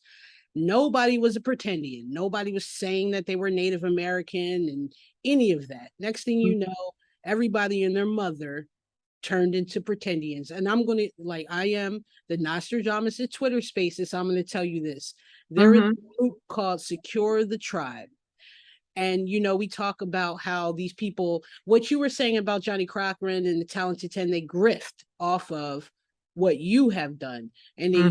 use your knowledge to say that, oh, this is because they have a bigger platform, and that is what these pretendian people have done within the Mhm. past 2 years that I've been on the internet. So I Mhm. want you to be aware of that, and So they have a platform. They actually have a lot of people paying attention to them. they have a bigger platform than any of us.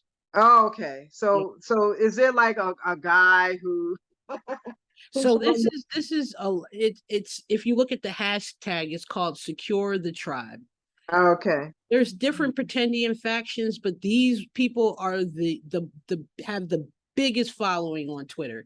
I do not like them. I hate them so much, and I just want all of our elders to be aware of it. Mm. Because they are ignorant, they're anti-black, and they're slave trade deniers. And I know that they qualify for reparations because they are black, Southern accents, a lot of them, and everything, the main people of this group. But at the same time, what I say to this thing that they're doing is that when all this is settled, that I will dedicate a drop squad, and we will make sure we get some get right, because all you did was deny the slave trade. If you put Mhm. in our faces in a way where you bastardize our claim, and you're so anti-black that you won't set, you're trying to be Indian. It's just ridiculous. So that's Mm. what's going on in Mm. terms of the reparations space. And I think it's some COINTELPRO PSYOP operations.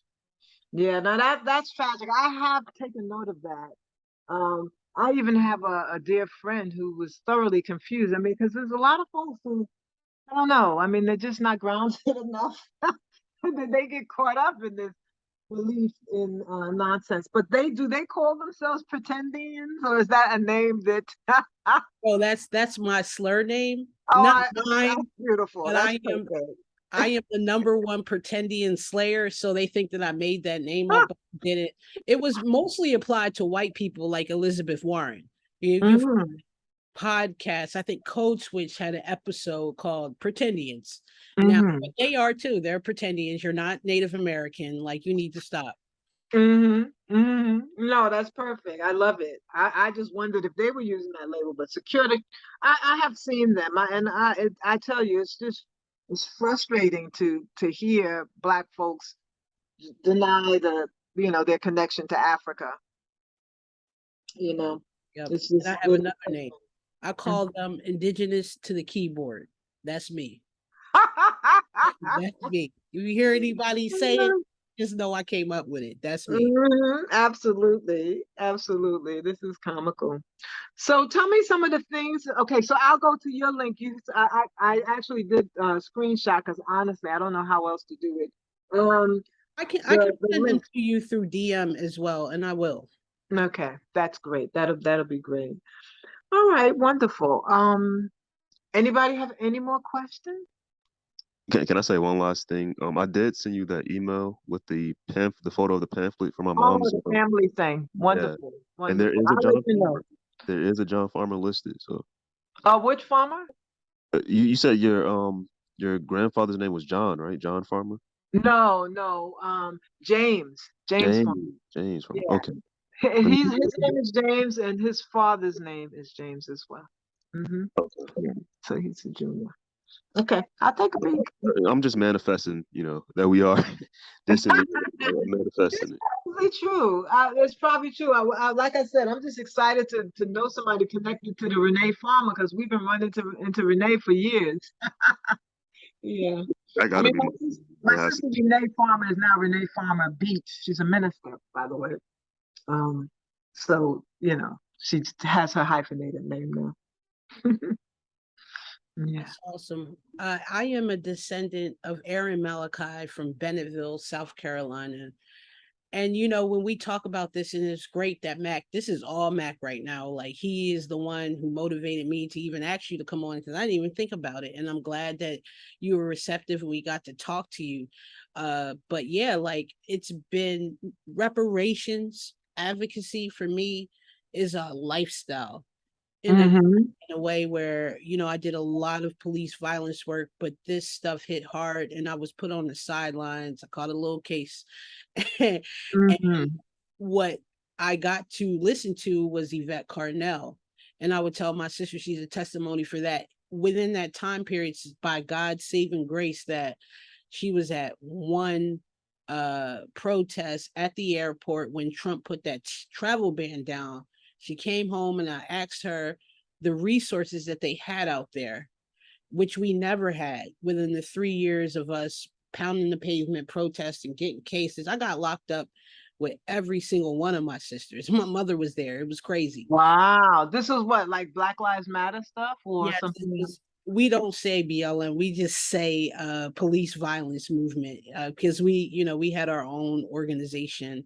Mhm. This is Philadelphia, so we come up from the Mumia movement as teenagers. So Ah. yeah, So that's you know Empress Chi. pardon me. Empress Chi. Yes, yes. Okay. Mm-hmm. I mean, Philly is the epicenter when you talked about the Honorable Elijah Muhammad, like all of those things intertwine here in Mm-hmm. the city. So, Mm-hmm. and No, because we work with Empress Chi. I mean, in particular, we do projects together. In fact, Philly is one of our target areas where we Empress um we're working on like a housing effort. We want to actually look at Philly as a, a role model place to begin a housing effort around the reparations. So yeah, so that's the story with Philly. I've been in and out of Philly a little bit lately towards that goal. that's awesome. Because look, I'm your number one person. I'm gonna hit the pavement. I know all the players. You don't even know I'm like a heat-seeking missile out here. And my sister, shout out to her. She is a scholar. We did an ethnography project. I'm gonna make her famous. Just do these ethnography series because she is the one who comes in between and gives the real knowledge. And I did that intentionally because Mm-hmm. she needs her just due. She's a public school teacher. She teaches um, history and African American history. And if from the school district in Philadelphia, like people really got beat up to get that program in our public school system. So we're going to Mm-hmm. continue to tell the story, and we are third generation Philadelphians on Wow. 3 lines except for one. So Mm-hmm. Mm-hmm. Beautiful, beautiful. Well, no, that's great because I mean, Philadelphia. In fact, look, my family is riding back right now from Philly. My husband's been hanging out in Germantown today. Um, but yeah, we got some things to talk about, definitely, for for sure. sure. Now you're saying Megan is the teacher? Yes, that's my Oh, older. okay, beautiful, And beautiful. we live in Germantown. Well, I live in West Philly, but we are from Mount Airy, and they live in Germantown, my mother and my sister right now. And Wow, yeah, our that's family, crazy. yes. My Mhm. grandparents were married by Jeremiah Wright Sr. Our great grandparents founded Wait a that. minute, Jeremiah from up in Chicago? Correct. Yep, Jeremiah Wright Sr. Oh, Yep, because they really were the main ones organized around our case that was up in the court in Chicago. that's They awesome. were the main organizers. I don't know if you know Linda Lawrence. I've never heard of her, but I'm gonna look her up though. Yeah, I yeah, know she was. everybody. Yeah, yeah. I've been up in that church a few times. Oh, Yeah, that's that great. Yep, was yep, yep. massive. Yep, my great grandparents helped found it. So Oh, get out, get yeah, out. Yeah. we've been in that little area for 3 generations now. So very Wow. proud history. And we want to use, well, for me anyway, and my family involved, we want to use all of our background to get this message out to our people. And I do understand that this is something different. There is really no protest movements, not like that. What we have to do is raise our consciousness, make it plain for people. So that is what Tubman House does. We put the information out for this area where you're talking about Germantown. It is the largest ward in the city of Philadelphia, not just Germantown, but what encompasses that ward. We are 600,000 Black Philadelphians in Philadelphia, give or take the Black immigrant population. But we went down from 51%, which was right over that, that half percent, to 47%.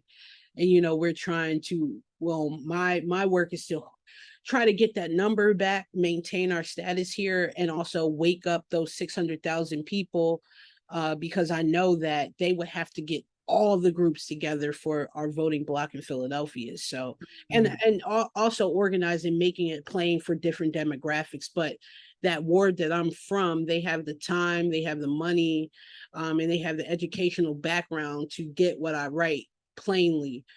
But I am going to just make it plainer.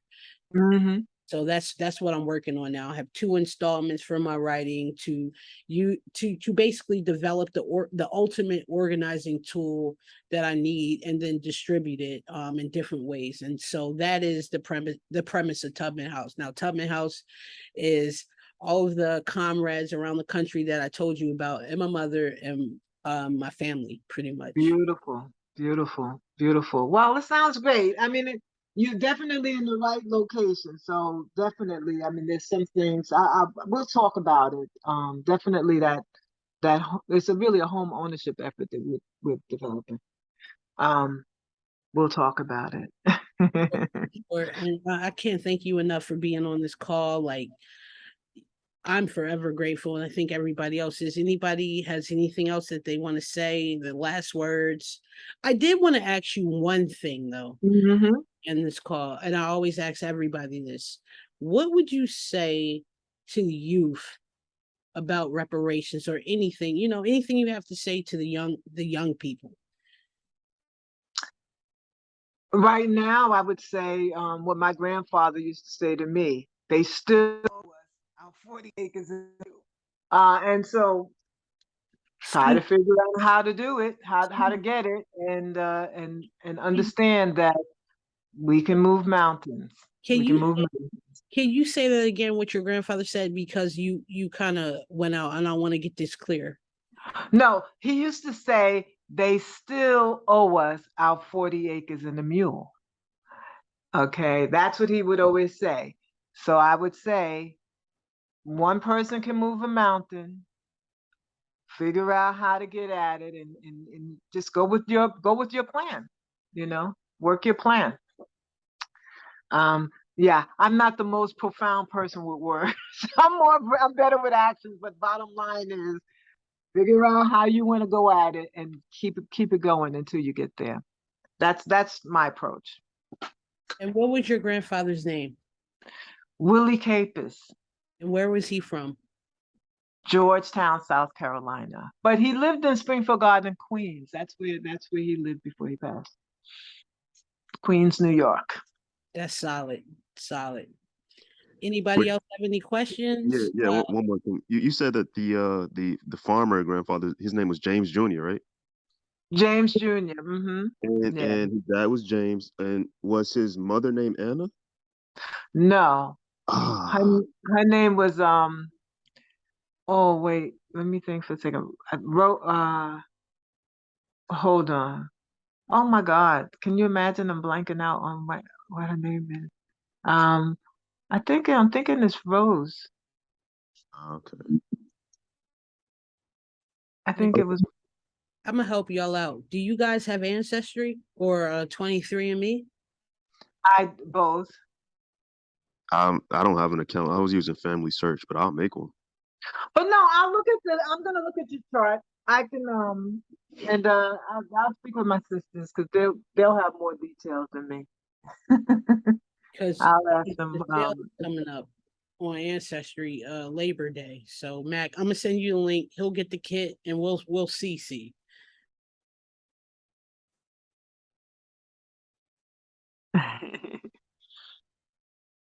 I think for me, I've met a lot of cousins. Me and my mom just went down, reconnected.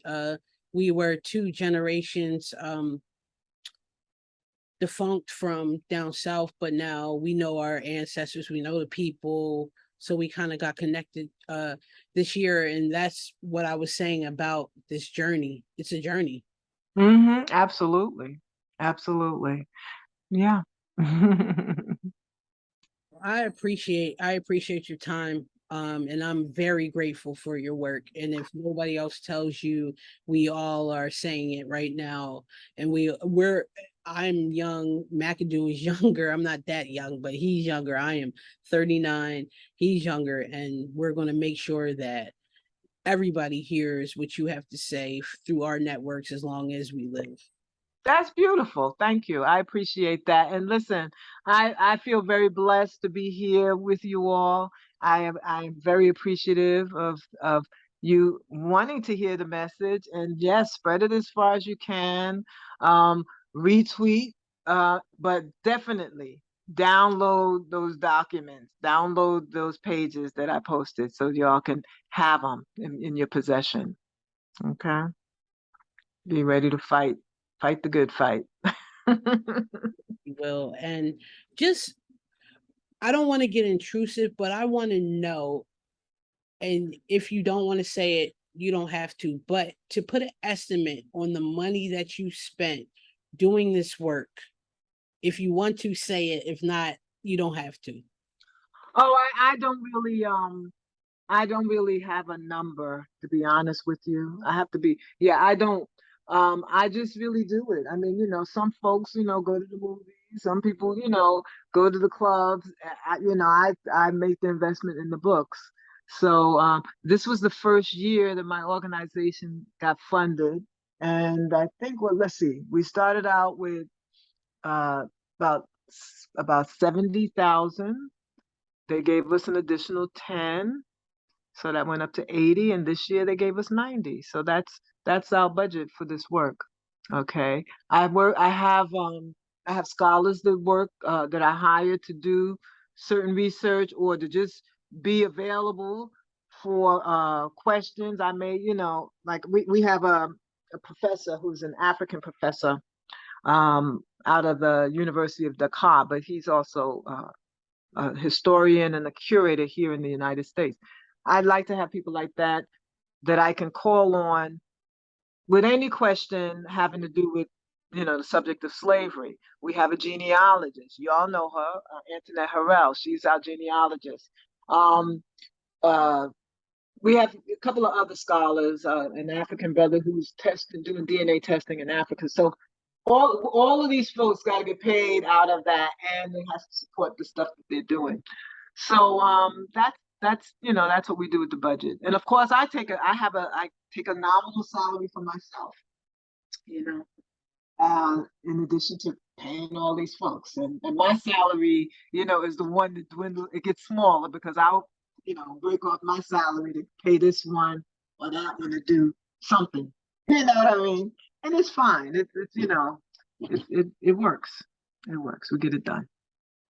And let me just say that we have been offered a lot more money from other places so that we don't do things, but we turn that money down. $800,000 not to do stuff. And I was like, no, thank you. We're going to do it. So that's, that's real too. Not all money is money you want. Keep that in mind. Okay. Yes, I appreciate that. I do. Mm-hmm. Mm-hmm. For sure. Well, we're here. We see you, and like I said, you're my sensei. You will never get rid of me now. And I don't think you're going to get rid of Mac either. So yeah. Well, listen, I welcome y'all. You have my email address. If you need any kind of documents or you're doing research, whatever it is, just feel free to reach out to me. I'm happy to share it with you. One more thing before you leave. Mm-hmm.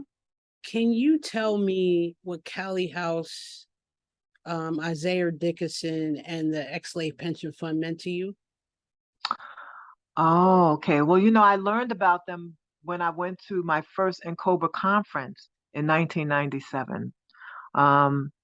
And what they meant was, was this fascinating to learn about a mass movement for reparations.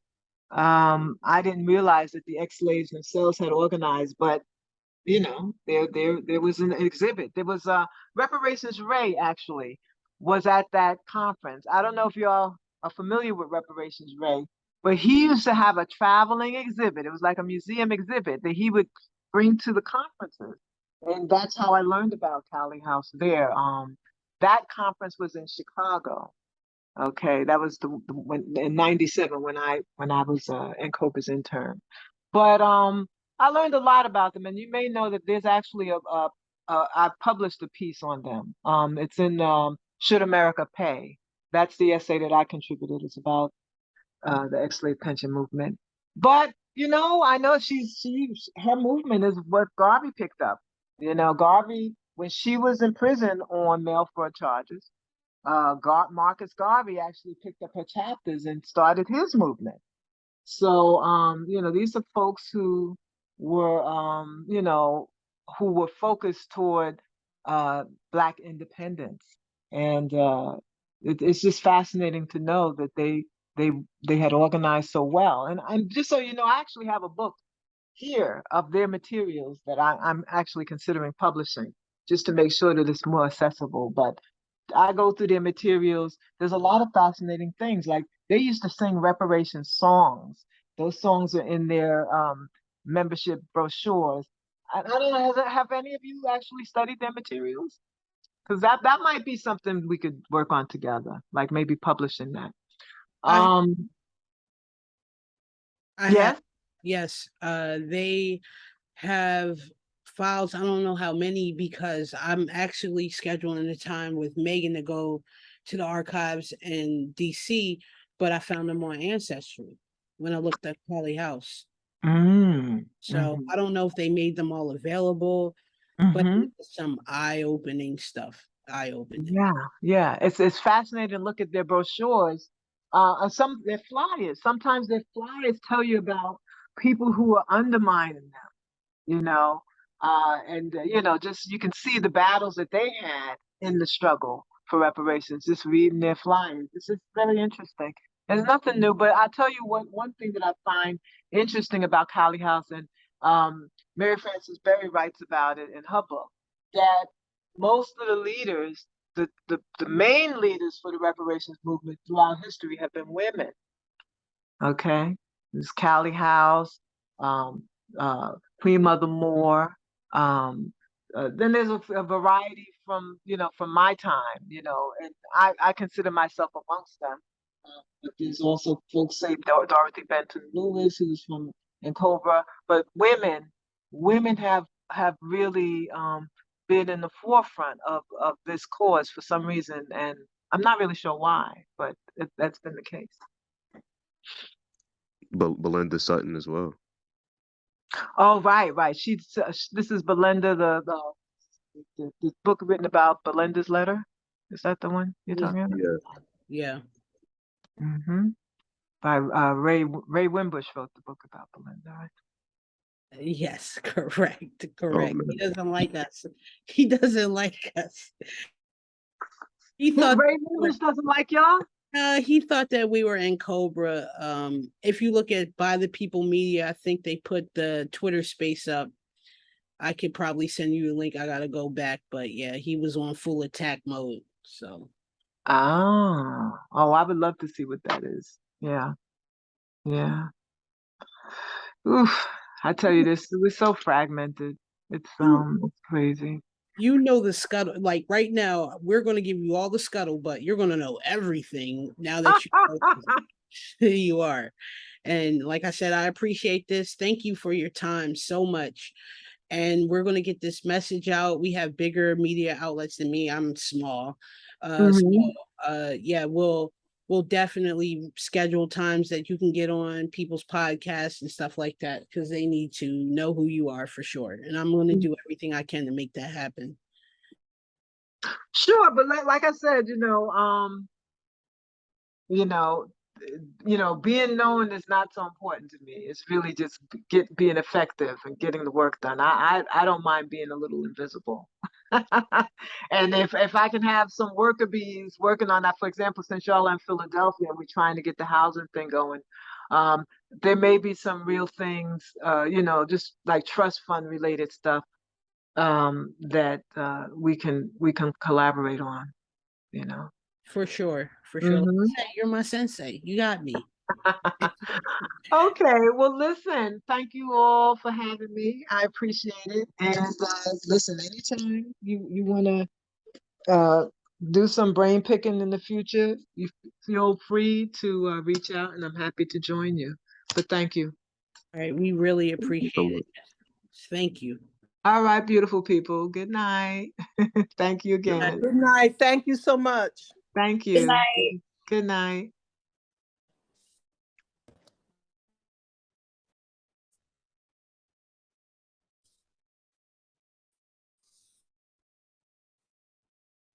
All right, guys. Thank you for joining me. I appreciate the support. Like I said, you know how I am. Like some things are intimate, so I don't know what I'm going to do with this, but it is recorded. If you guys have any objections, please let me know. And I'll get together with you guys just to clear everything before anything goes out for sure. Okay, Mort, good night.